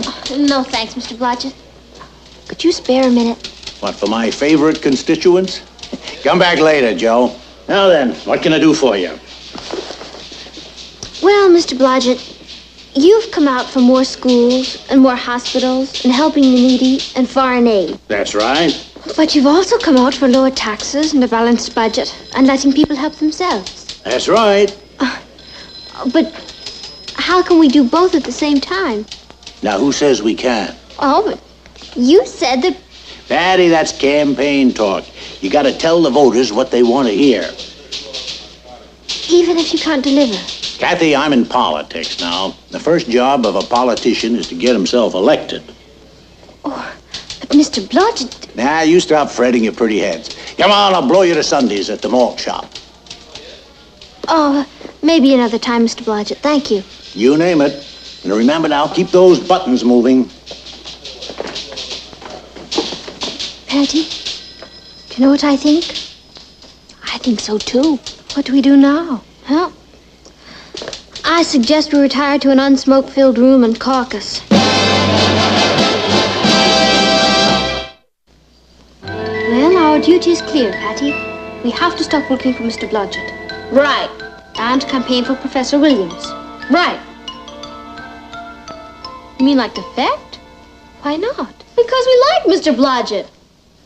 He's a woolly lamb. That doesn't qualify him to sit in Congress. Catty, it'd be like ratting on the mob. Oh, I don't think so. We're not changing sides for selfish reasons. Yeah. We're standing up for what we believe in. And I believe that Mr. Blodgett is a woolly lamb who should stay out of politics. I second the motion. All in favor, say aye. Aye! Aye. Meeting is adjourned. Kind of gives you a sense of power, doesn't it?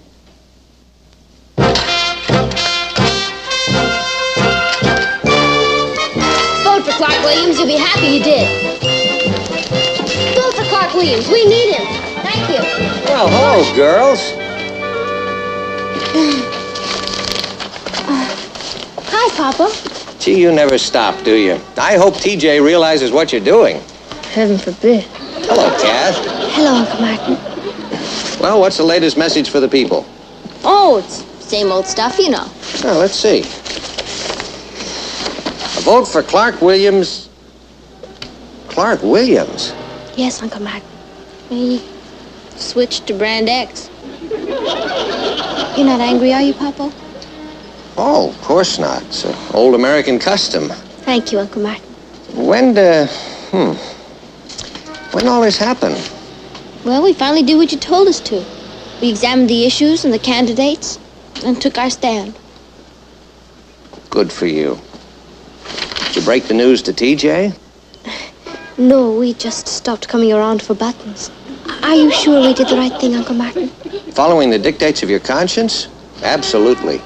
I knew you'd say that, Papa. What was that line from Shakespeare you used to quote to me? To thine own self be true. To thine own self be true. He was a pretty wise fella, you know. Yeah. Well, we better get on home. Okay. Vote for Clark Williams! And TJ has no idea. None? What'll happen when he finds out? Nothing at all. He'll be furious. Nonsense. He's way ahead in the polls. Come election night and he's a winner, TJ will just laugh and forget about it. Huh. Mama, Papa, wait till you hear the news. I'm not sure I want to. What happened? Miss Gray, our civics teacher, was asked to choose 2 kids to represent our school on the TV panel show Youth Must Be Heard. And she picked me and Kathy. That's wonderful, Patty. Congratulations. We interview all kinds of famous people and ask all kinds of questions. Oh, yeah, I've seen the show. What's the topic this week? The congressional election in our district. I'll be quizzing Clark Williams and Mr. Blodgett. Imagine!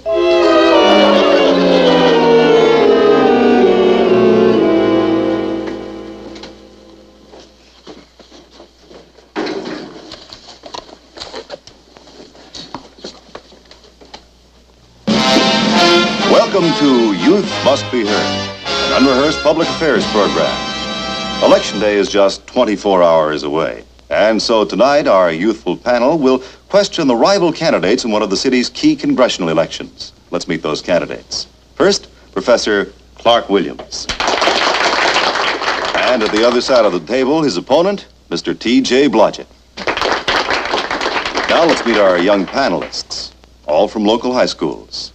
John Maynard, Albert Kramer, and two pretty cousins from Brooklyn Heights, Patty Lane and Kathy Lane. Gee, the girls look so poised, don't they? There she is. Hi, Patty. Martin, I'm worried about what the girls will say. Nonsense. What could happen? Now let's start the questioning. Mr. Williams, what made you decide to run for Congress? Well, John, I believe today more than ever we need experts in government. And if I may say so, I feel that my years of training in political science and my practical experience in public affairs qualifies me in a modest way as an expert. Mr. Blodgett, what made you decide to run? Well, no, I'm an amateur at this game, but frankly, it seems to me that the trouble in Washington is we have too darn many so-called experts now. Mr. Blodgett, you have holdings in many different corporations. Oils, automobiles, newspapers, textiles, department stores, you name it. And when you're looking for men to run these businesses, whom do you choose? An amateur or an expert? Why, an expert, of course. Oh, well, now that's different. I mean, it's business. What made you Boy, decide? she sure gave it to him. Right between the eyes. Well, now we know what can happen. Professor Williams, do you feel you have any special knowledge of the problems and needs of the district you're running in? Well, I should. I grew up in the district, married a neighborhood girl, and now I'm raising 3 children there. Thank you. Mr. Blodgett, you don't live in the district, do you? Now, you know I don't, Patty. You've been to our place in Dutchess County. Oh, yes, it's a beautiful estate. Acres and acres along the Hudson. That's right. I'll bet it's almost as big as this congressional district. Well, it could be. And Mr. Blodgett has horses up there, and sheep, and pigs, and prize cattle. And chickens, too. But hardly any people. And isn't it the people whose needs and problems our next congressman must know about?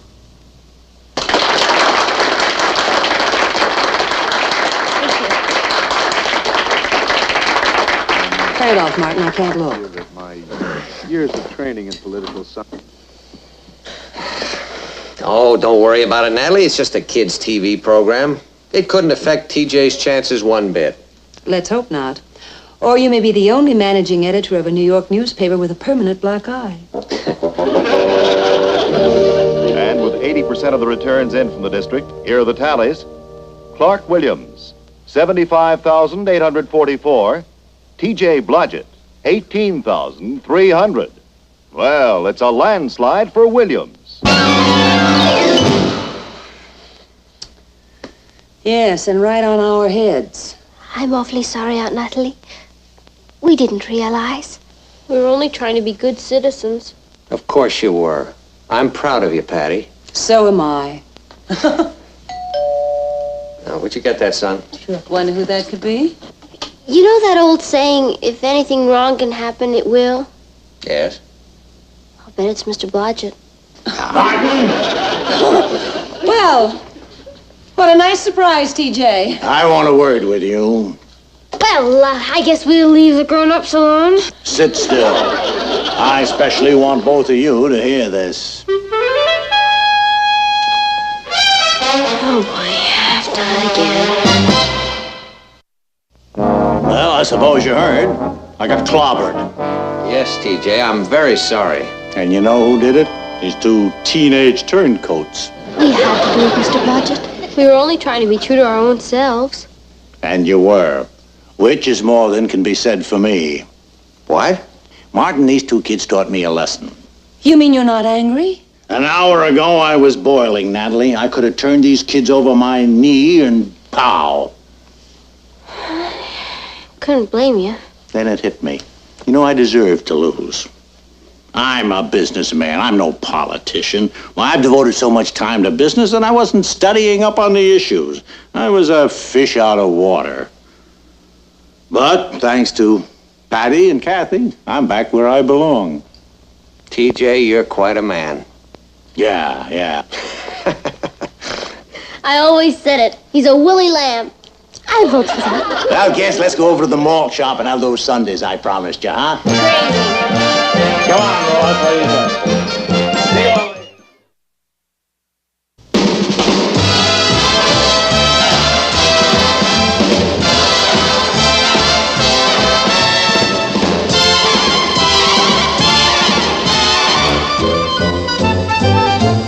Here's Kathy, who's lived most everywhere, from Zanzibar to Berkeley Square. But Patty's only seen the sights a girl can see from Brooklyn Heights. What a crazy pair! But they're cousins, identical cousins, and you'll find they laugh alike, They walk alike, at times they even talk alike. You can lose your mind when cousins are two of a. Hi, Cuz. Anything interesting? It's a letter from my father, Patty. How is Uncle Kenneth? He's fine. He's in Geneva covering a UNESCO conference. Twisty. Anything for me? I believe there is, Patty. Probably from the White House asking my advice on the economic situation. Thank you. Boston. I don't know anybody in Boston. What's from Kip? Who's Kip? Don't you remember Sue Ellen's cousin? That tall, dreamy, brilliant rich boy who's going to Harvard? Sue Ellen introduced us to him at the Shake Shack. Kathy? What's the matter? He's invited me up to Harvard for a weekend prom. Do you know what this means? I'll be the talk of Brooklyn Heights High. This is the most exciting thing that's ever happened to me in my life. What'll I wear? What'll I wear? Patty, your mother and father haven't said you could go yet. Why wouldn't they let me go? Well, they might feel you're a bit young. Don't be silly. They wouldn't keep me from the biggest opportunity of my life. Gung Ho! Do you remember that tall, dreamy, brilliant Harvard man I told you about? Yes, I do. Well, he's invited me up to a prom in Boston next weekend. Isn't that my ball popper? I've got to get the train schedules to Boston. Boy, he must be desperate. Patty, Yes, Papa? you better find out if they know the train schedule's 2 years from now.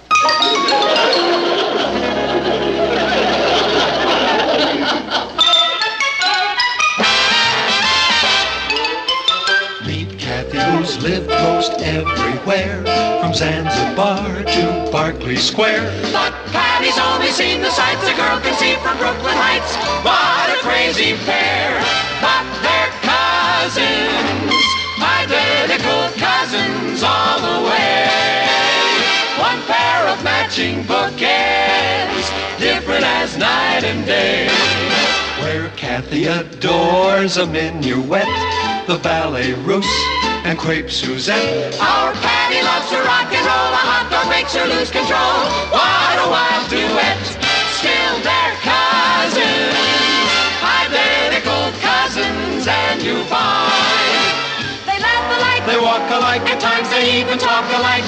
You can lose your mind when cousins are two of a kind.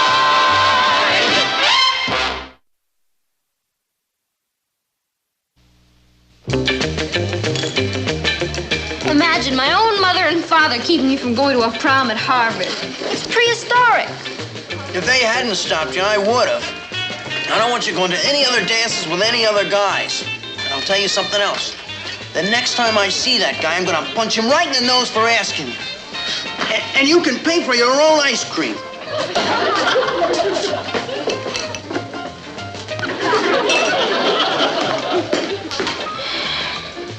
If there's anything I can't stand, it's adolescent boys. What am I gonna do, Kath? I can't write and tell Kip my parents won't let me go. They'll think I'm a kid. You might try using psychology. Psychology? What good would that do? Don't you know that worlds have been conquered by the right word said to the right person at the right time? The right word said to the right person at the right time. Kathy, you're a genius.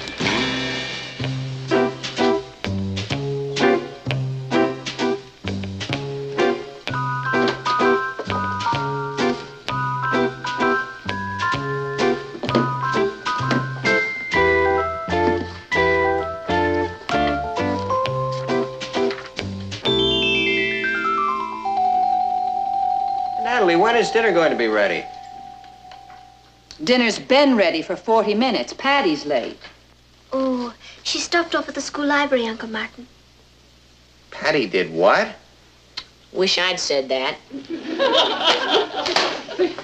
know, she has absolutely no sense of responsibility. I think it's time you had a little talk with her, Nat. I intend to. My dinner's probably ruined.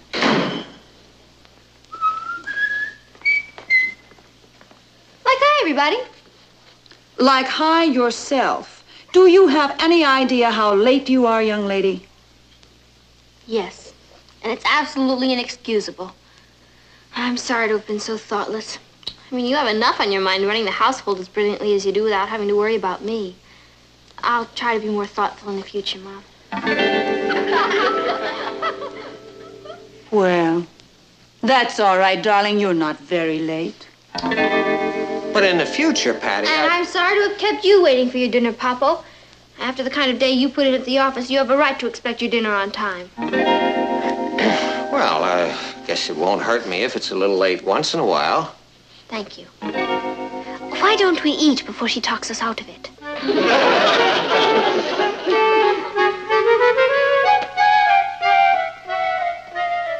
Congratulations on that performance downstairs, Miss Freud. That was great, wasn't I?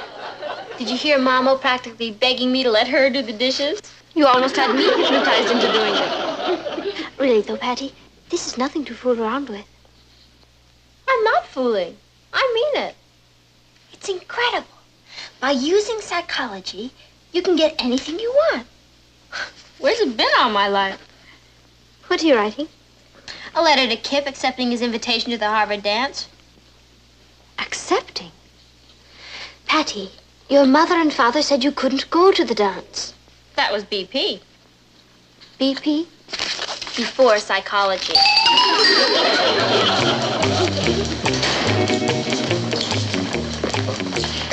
Kathy said you wanted to see me.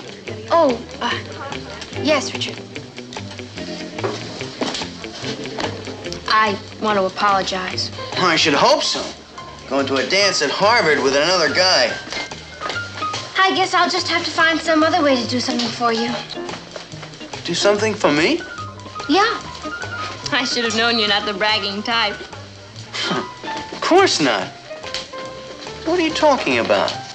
Oh, I just wanted to see everybody's face when you told them that your girl went to a dance with a Harvard man who was crazy about her, but she preferred you. Yeah? And how you took pity on the college man and let me go so that his heart wouldn't be broken. Poor devil. And everybody would envy you, because you're going with the only girl at Brooklyn Heights High who was ever invited to a Harvard dance. Can't you just see their faces? Patty, Yes, Richard? if it means that much to this guy, I don't suppose there's any harm in your going to one little dance with him. Oh, no, I couldn't do that. I'm telling you, it's all right. I just wouldn't feel right about it, Richard. Now, don't be selfish. The least you can do is go for my sake. You really mean that? I certainly do. I'm telling you to go to that dance. Well, if you really feel that way about it, I'll do it. For you. Thanks a million, Patty. You should have heard him. He begged me to go to that dance. It's incredible. It's like a secret weapon. I could rule the world with this. Do you know what I love about you, Patty? You never get carried away. You know, I was wondering, should I wear a sheath or a full skirt? Haven't you forgotten one small detail? What's that? Your mother and father.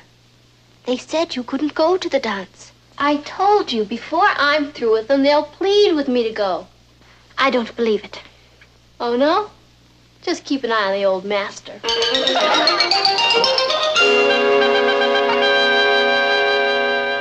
Martin, this apple looks more like an orange. Maybe you've invented a new fruit. Are you ready, Patty? Oh, I'm not going, Kathy. You run along without me. But everyone's expecting you. Will there be a big crowd there? Of course. There always is at a pre-game rally. Oh, then I think I'll just stay home and read a book. You have a good time. All right. If you're sure. Oh, I'm sure. Good night, Aunt Natalie, Uncle Martin. Good night, Kath. Have a good time, dear. Patty, I thought you liked these rallies. Oh, I used to. Mom, when you were my age, did you ever suddenly find yourself shy about being in crowds? I don't think so. Well, I guess it's just a teenage phase I'm going through. I'll probably get over it someday. Maybe. Martin, I think I'll put some coffee on. Would you like some? Good idea. I'll come with you.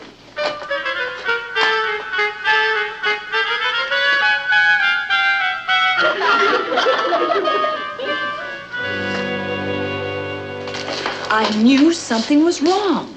Patty hasn't been out one night this week. I'm worried. Well, you heard what she said. It's just a phase she's going through. I don't like it. She didn't go to the shake shop with the kids after school. Yesterday, when they went bowling, Patty stayed home. Now that I think of it, she has been avoiding crowds. Why, that's not like Patty. No, certainly isn't. Well, what are we going to do about it? Why don't you just leave her alone? Oh, we have to help her get over this. Well, how? By making her go out. You can't force her to go out. Oh, we won't force her. It should be something that she wants to do. Do you remember the Harvard dance that she wanted to go to? Well, maybe we could let her go to that to sort of break the ice. I thought we decided we didn't want her to go to that. Would mean a whole weekend away from us. One weekend won't matter. Besides, she'll be very well chaperoned. Wait a minute. I mean, what if she doesn't want to go? Well, she just simply has to.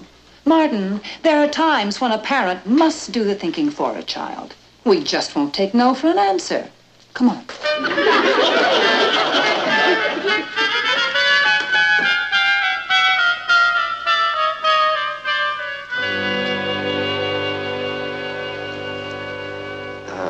Patty, Yes, Papa? you haven't been out one night this week, you know. Yeah, I know. Well, that is your mother, and I, both of us, we were thinking that maybe it wouldn't be a bad idea if you did go out more. I don't want to go out. Well, we just mean to do something you like. For instance, you asked whether you could go to that dance at Harvard. Oh, that? You were very excited about the idea of going. There'd be millions of people there. No, you like people. You know, crowds are just a lot of individuals. If you take them one at a time, they're not so bad. We'd like you to go to that dance, Patty. I thought you didn't want me to go. Well, we changed our minds. That's really very nice of you, but don't worry about me. Well, honey, I think you'd have a wonderful time. I don't think so. Of course you would. And Kip sounds like a fine boy. Oh, he's nice enough. Then will you do it? Do you really want me to? Very much. All right, then I'll do it. Oh, that's wonderful, darling. Patty, thank you. Well, that's all right, Papa. Well, I better get to that rally. I mean, if I'm going to go up to Harvard, I may as well start warming up with smaller crowds.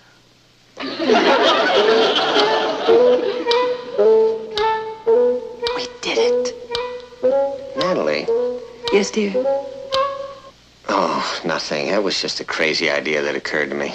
What idea? Forget it. That's just my suspicious nature. That's what happens when you've been a newspaper man all your life. Why don't we finish making that coffee?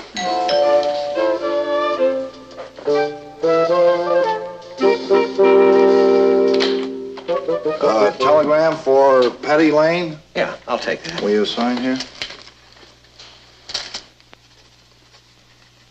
Thank you.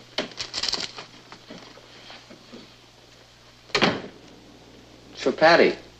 Well, I hope nothing's wrong. Oh, it's one way to find out.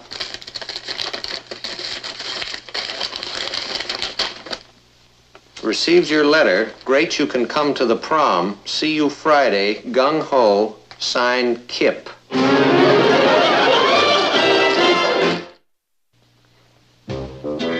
I don't know about you, but I feel like a puppet on a string. We should have caught on when she talked about being shy around crowds. Patty's about as shy as a Sherman tank. She must have written Kip days ago accepting this invitation. She was pretty sure of us. Martin, what are we going to do about this? Well, how do you make the punishment fit the crime? As far as I can see, the only thing she's guilty of is outsmarting us. She wanted to go to that dance, so she used psychology to get us to ask her. I have to admit, that's pretty bright. Well, I would have felt better if she had just come out in the open and asked us. Well, she did. Remember? We said no. So we did. Well, now what? Do we just forbid her to go? How can we? We talked her into it. Anyway, I have a better idea. I took a little psychology in school myself. Good morning, group. Morning, dear. Morning, Patty. Morning, Patty. Kathy tells us you enjoyed that rally last night. Yeah, it was it was all right. There were an awful lot of people there. Well, there'll be a lot of people in Boston, too. But you'll be fine. I'm gonna try. Oh, good for you. It's a lovely city. You'll meet a lot of boys up there. A lot of them will be looking for wives. Just don't come back engaged. Me? Don't worry about that. That's just what my cousin Fran said when she went to a prom at Harvard. She was just about your age. What happened, Dad? Well, her date sent his roommate to pick her up at the railway station. And it was love at first sight. She never even got to the prom. He swept her right off her feet. They were married that night. Those Harvard men are pretty impulsive, aren't they? Oh, they are. When I was in high school, my best girlfriend got invited to a Harvard prom. I never saw her again. What happened to her? Oh, the Harvard men just swept her off her feet. She had 3 proposals of marriage. Oh, poor Tilly didn't want to get married, but they just wouldn't take no for an answer. Oh, they're very persuasive up at Harvard. You know, I can remember the first weekend I spent away from home. I was just about your age, Patty. Were you excited? Very. Oh, you'll be a little bit nervous at first, of course. You'll be all alone among a lot of strangers. Well, actually, you won't really know anyone. Except Kip, of course. I only met him once. And you'll be sleeping in a strange place in another city, away from your home and family. Do you know what really surprised me when I got home from that first weekend? Everything seemed changed. It was as though I'd been gone for a couple of years. Even the house looked smaller. I'm only going to be gone for a weekend. And it'll be a marvelous weekend. We have to think about what you're going to wear. Perhaps we should buy her a new dress. Something that'll sweep the men off their feet. Mom? Yes? Let's not make me too irresistible.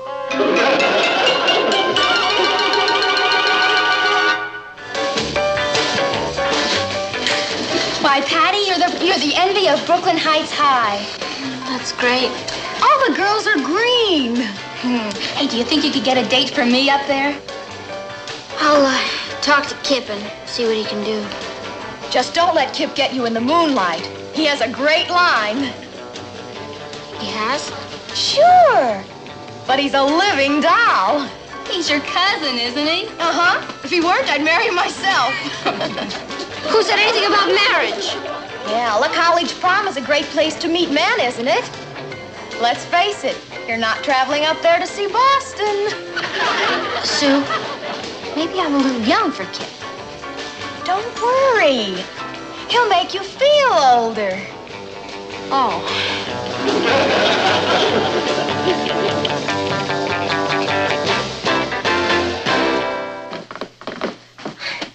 They just can't send me to Boston. I'm a kid. Patty, you begged your mother and father to let you go. Well, they should have said no. If there's anything I can't stand, it's over-permissive parents. Well, I'm not going to be pushed out of the nest. They're not getting rid of me that easily. No one is trying to get rid of you. Oh, no? Everyone who goes up to Boston comes back either engaged or married. Well, no one is going to force me to go to that dance. Patty, you've already made the arrangements. You can't let Kip down now. Boy. How? How do I get myself into these messes? It's a talent, Patty, and you've got it. I was going to rule the world. I can't even handle Brooklyn Heights. What am I going to do, Kathy? Why don't you consult an expert? There's one in the next room.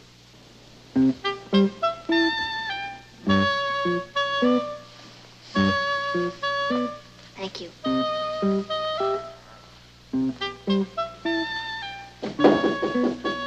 Come in. Can I talk to you a minute, Papa? Yeah, sure.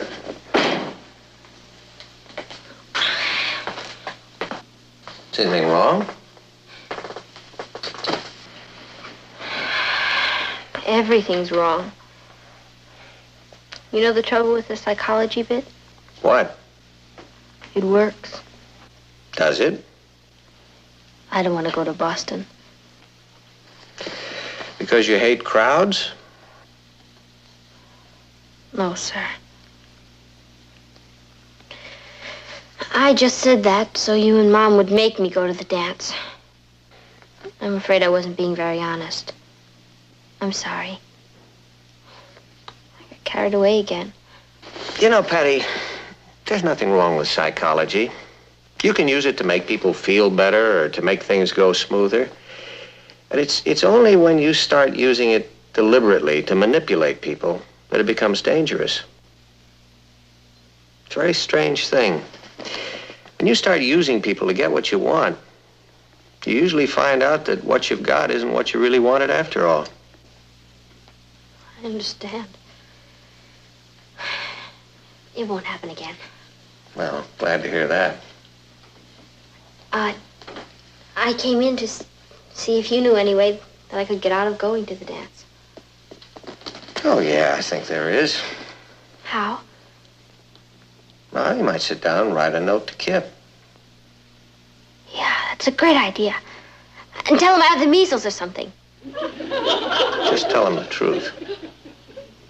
You mean my age and everything? Yeah.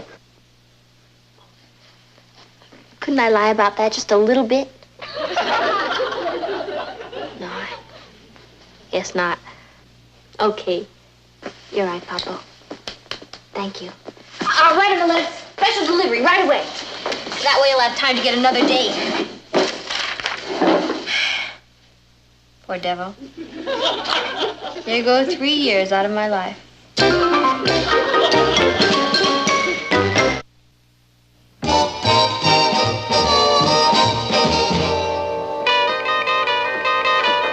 Martin, does this look like a banana to you?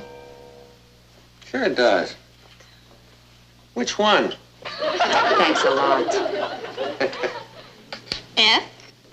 F-R-U-G. Patty, that's not the way you spell frog. Frug. Frug. It's a dance, not an animal. Psycho. And I'm out. Congratulations. That's 17 in a row you've won. I'll get it. That's all right. I'll beat you next time. Papa, Mm-hmm. can I have an advance on my allowance? No. Can I go to the movies tonight?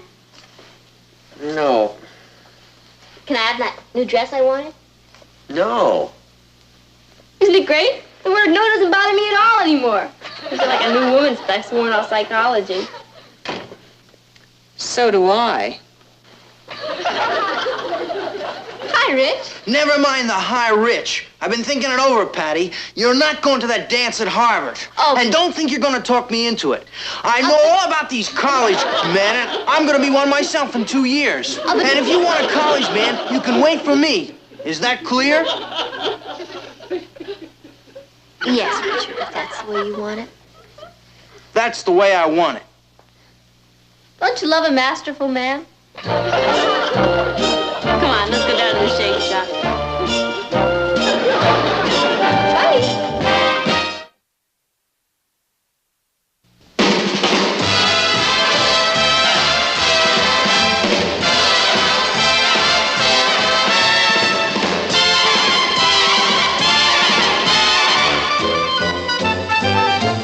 Here's Kathy, who's lived most everywhere, from Zanzibar to Berkeley Square. But Patty's only seen the sights a girl can see from Brooklyn Heights. What a crazy pair, but they're cousins, identical cousins, and you'll find they laugh alike, They walk alike, at times they even talk alike. You can lose your mind when cousins. What's going on down there? Patty? Patty? Patty, are you all right? Me? Sure, I'm fine. You mean you were just sitting here screaming and you're fine? Are you in some kind of trouble?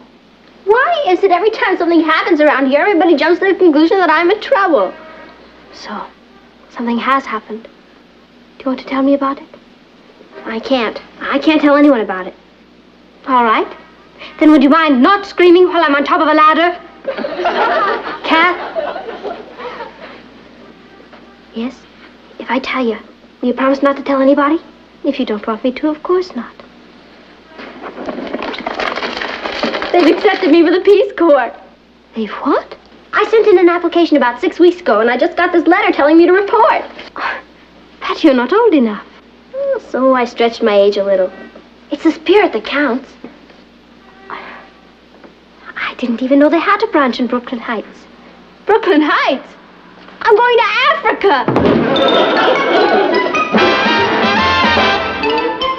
Meet Kathy, who's lived most everywhere, from Zanzibar to Berkeley Square. But Patty's only seen the sights a girl can see from Brooklyn Heights. What a crazy pair, but they're cousins, identical cousins all the way. One pair of matching bookends, different as night and day. Where Kathy adores a minuet, the ballet russe, and crepe Suzette. Our Patty loves to rock and roll, a hot dog makes her lose control. What a wild duet, still they're cousins, identical cousins, and you find they laugh alike, They walk alike, at times they even talk alike.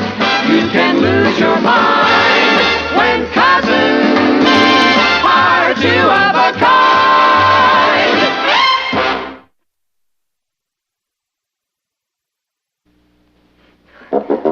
Patty, can't be serious about going to Africa with the Peace Corps. It's all set. What are your mother and father going to say? What can they say? I'm doing this for my country. I finally found something worthwhile to dedicate my life to. And nothing's going to stop me. When do you leave? I report to the training camp in 2 weeks. They say it's pretty rugged. I have to pass all kinds of exercise courses, and then they have classes in native customs and so on. You don't know anything about Africa. Oh, don't worry. By the time I get there, I'm going to be an expert. Listen to what I'm going to say.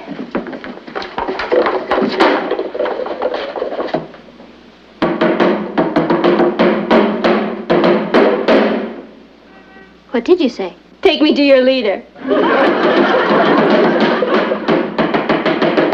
Oh, God. Don't stop. Go on playing. It sounded good. I thought we were being attacked by the Indians. Where'd you get the drum, Patty? I borrowed it to do some research with. That's African, isn't it? Yeah. I saw the masks in your room. You're getting very interested in Africa, aren't you, Patty? Well, it's a fascinating country, Aunt Natalie. Well, I thought the masks were of her. Well, you'd make a great shrunken head. You know, when I was a kid, I used to dream of going to Africa on a safari. Yeah? Me too. Well, who knows? Perhaps we'll all go one day. Yeah. Or maybe just some of us.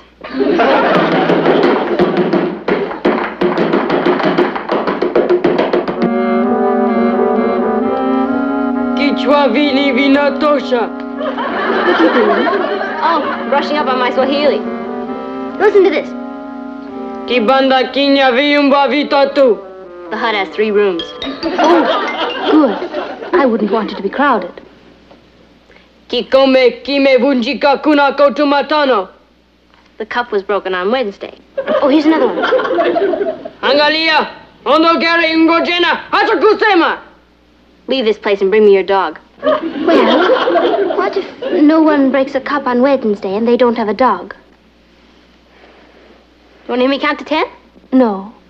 Moja, Mbili, Tato, Nane, Site, Tano, Sada, Ne, Tisa, Kunu. How about that? Well, if you ever run across anyone with 10 broken cups in a 3-room hut, you'll be a smash.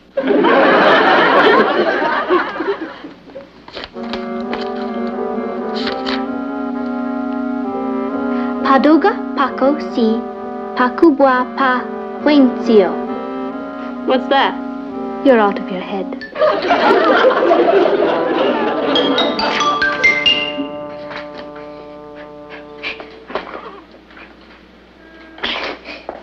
What are you doing? I'm getting in shape.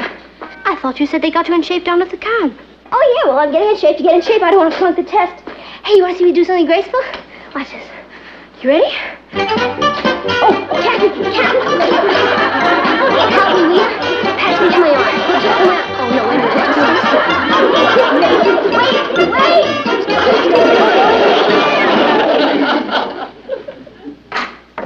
Patty, what are you doing? It must be 100 degrees in here. Uh-huh. That's the idea. I'm getting used to the heat. Those jungles can be murder. Oh, Ross? Do me a favor, will you? No, There's a quarter in it. that's different. What do you want? A green salamander. You know, for a minute I thought you said you wanted a green salamander. That's what I said. And you give me a quarter for it? That's right. I'll make you a deal. 5 for $1. One will be plenty, thanks. I'll be right back. What do you want a green salamander for? It says here that we have to live like the natives of the country we're in. Share the same kind of living accommodations, eat the same kind of food. In some parts of Africa, green salamanders are considered a rare delicacy.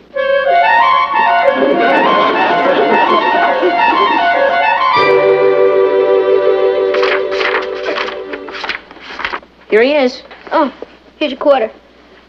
Boy, you don't know the trouble I went through getting him. What are you gonna do with him? Gonna eat him. You're funny.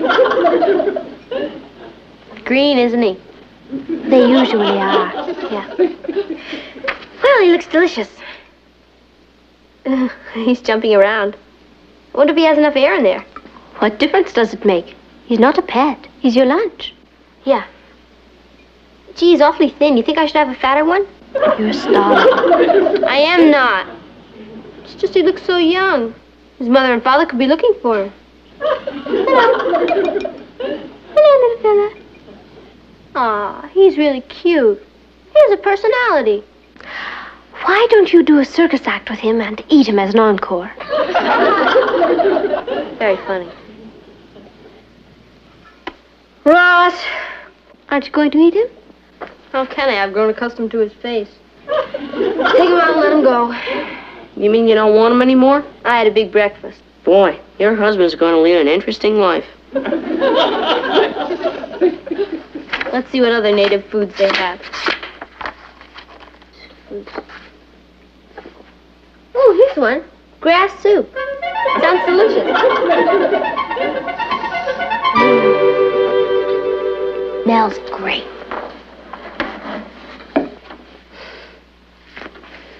It smells like a lawn at high noon. Want to taste some? No, thank you. Beautiful.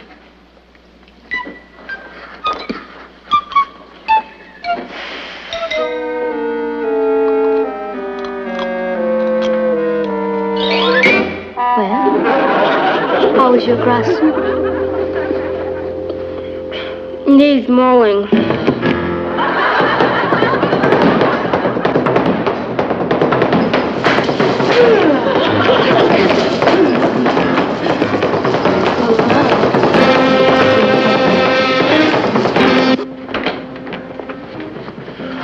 all this about Patty and the Peace Corps? Oh, Richard, you've got to talk to her. This time she's really gone too far. Yeah, Africa's about as far as you can go.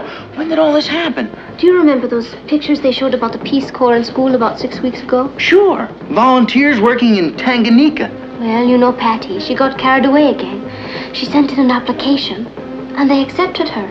But you have to be 18. She figures that by the time they find out she's not 18, she will have saved Africa. Where is she now? Up in her room. Just leave her to me. Thank you, Richard.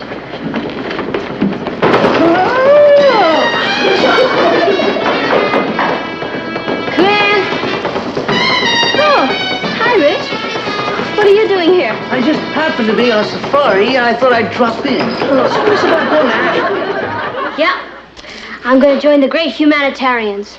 Albert Schweitzer, Clara Barton, Betsy Ross, Patty Lane. Have you told your mother and father yet? No, and I'm not going to tell them till the last minute. Then they won't be able to stop me. I'm calling it Operation Hush Hush. Oh, why don't you call it Operation Nut Nut? What's the matter? Have you got something against the Peace Corps? Against it? I'm trying to protect it. What do you think your folks are going to say when they find out? What can they say, Richard? I'm doing it for my country. Well, what do you know about Africa? Heaps! I've read every one of these. Africa, the Dark Continent, Land of the Mau Mau, Bobo the Jungle Boy, Customs in Africa. Well, what are you going to do there? I am going to teach them English. You? Teach English?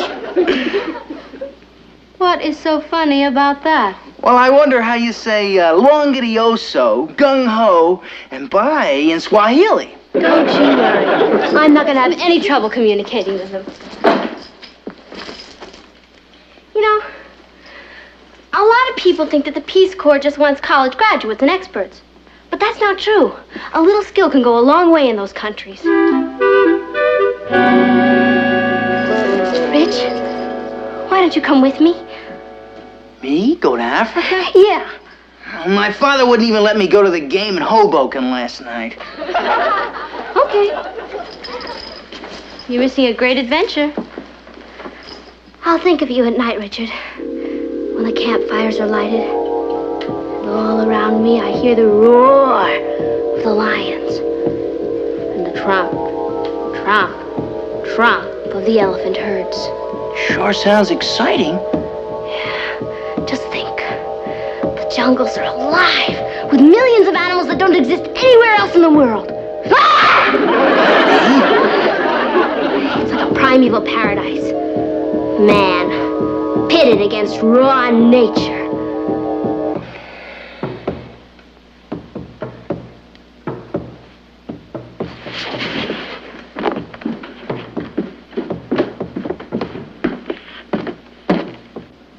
Well, did you talk her out of it? Talk her out of it? She darn near talked me into it. Hi, Patty. Oh, hi, Tom. Can I talk to you? Sure. Pull up a chair. You want a soda? Oh, no, thanks. This is official business. I want to do an interview for the school paper. Sure. Anything for the good old bugle. There's this crazy rumor going around that you're going to Africa with the Peace Corps. Miti mitano ilitosha. What? Take off your shoes when you come into the garden. Yeah. Well, is it true? Naam. No. Naam means yes. I seem to be the only one around here who knows what I'm talking about. What made you decide to go? Well, Tom, we have to do what we can, where we can, when we can. I want to light a candle in the darkness. I have a fantastic ear for languages. Mto, mbuzi, kaka, paruha, kabunga. Take the goat out of the house.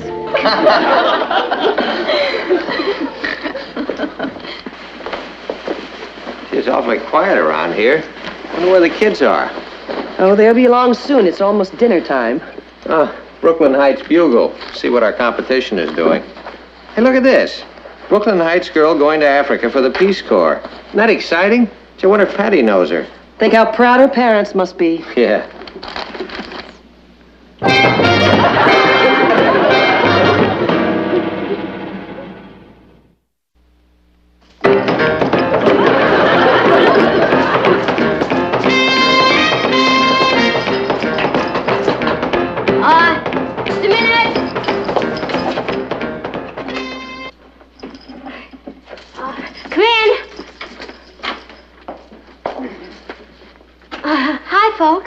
Well, what are you all dressed up for? Me? Dressed up? It's for a school play. I was rehearsing. Well, you didn't tell us anything about it. Well, it came up suddenly. Well, what's it about? It's, the play is about this girl. What's the plot? Well, she gets tired of people saying that teenagers are nothing but juvenile delinquents. So, she decides to do something about it. She joins the Peace Corps and tries to help people who aren't as lucky as she is. Is she lucky? Oh, yeah. She's got everything. Wonderful mother and father. Great kid brother. Beautiful home. And she's willing to give all that up to go to faraway places and help others? She feels she has to. Somebody has to do it. She sounds like quite a girl, this character. Nah. She's pretty average. She just figures it's time she started giving. Can't take all your life, Papa. How does the play end? She goes off to Africa and tries to do a good job. The minimum period of service in the Peace Corps is 2 years. Yeah, I know. I imagine that would be rather hard on her mother and father. She's sorry about that. She is. She's not trying to hurt anyone. She's just trying to do something good. Something important. For the first time in her life. Well, it sounds like a very interesting play. We'll be sure to go see it. Yes, we must.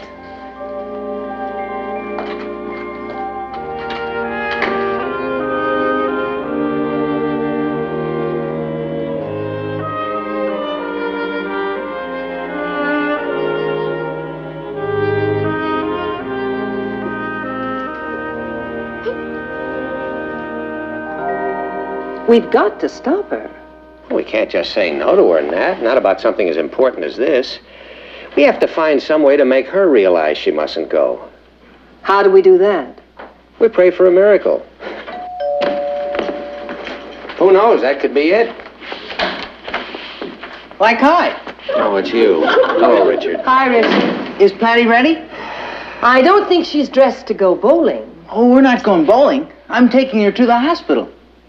To the hospital? Is she sick? Nope. She's a volunteer nurse, and this is her night to work there. A volunteer nurse? Sure. Patty does a lot of stuff like that. Does she? Come on in, Richard. Tell us about this work that Patty does, Richard. Sit down. Oh, thanks. Well, last month she was in charge of an old clothes drive at the settlement house. And before that, she made speeches for the Fresh Air Fund. She raised quite a bit of money. Patty's a talker. She didn't say one word about any of this. Well, what is there to say? You just do it because you want to help. Patty works with the orphan kids at the settlement house. She reads to them and tells them stories. She's great. Is she? Have an apple, Richard. Oh, thanks. And next month, the care drive is coming up. She'll be working on that. Next month is going to be a very exciting month. Did you know Patty was going to Africa? Africa? I'm sure glad you asked me that, sir. What was that question? Never mind. I think you've already answered it. You know what you are, Richard? A stool pigeon. You're a miracle man. Natalie, would you entertain our guest for a few minutes? I'm going to go up and talk to our daughter. Good luck. Patty'll kill me.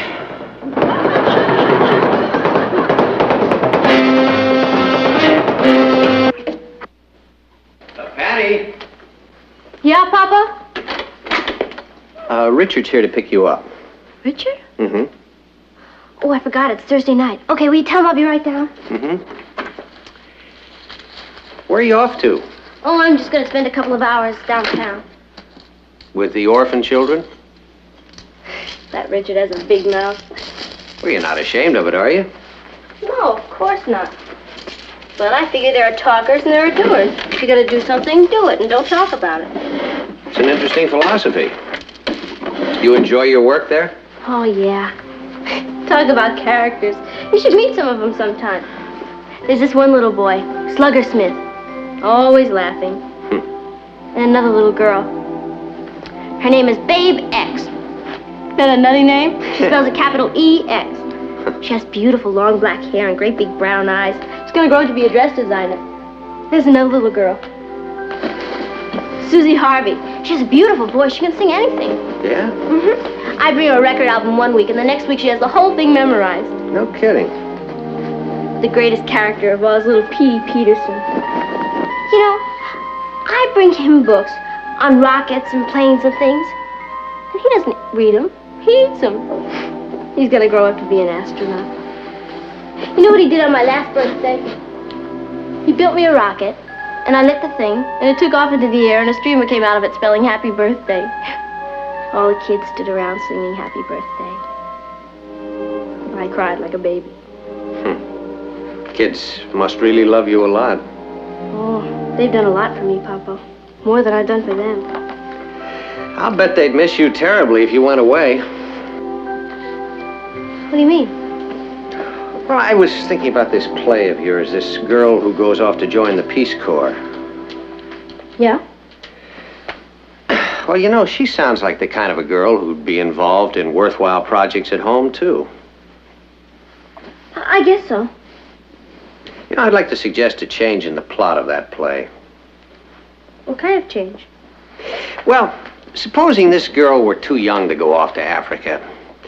And she's not too young. Well, now, let me finish. And supposing that it weren't really necessary for her to go anywhere to do the things that she wants to do. And she's interested in helping people who really need help, right? Right. Well, don't you see, Patty, if she went away to help other people, she'd be walking out on Babe X and Susie Harvey and Petey Peterson, wouldn't she? I'm not walking out exactly. She has to do it. Of course, on the other hand, maybe they'd never even miss her. Oh, yes, they would. They'd miss her.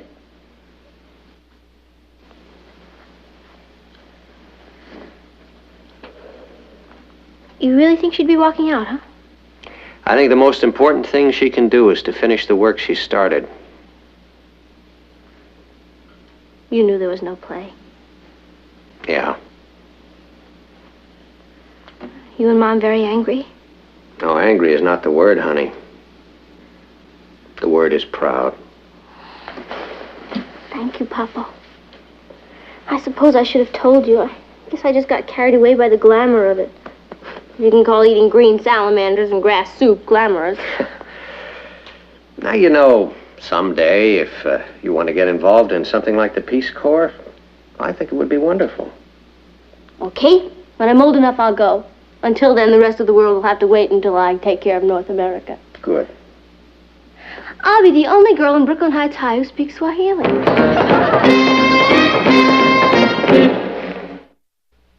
I'm getting kind of hungry. Where's Patty?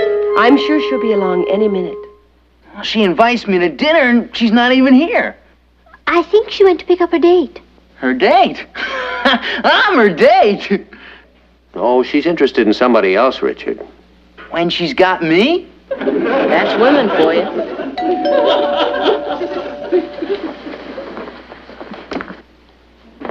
Oh, hi, group. Sorry I'm late. Come on in, group. There we go. I'd like you to meet Slugger Smith. And this is Babe X. She's the dress designer. And this is Susie Harvey. She's going to sing for us after dinner. And here's Petey Peterson. He brought his rocket along. He's going to show us how it works. Hi, kids. Welcome to the Lane home. Why didn't somebody tell me?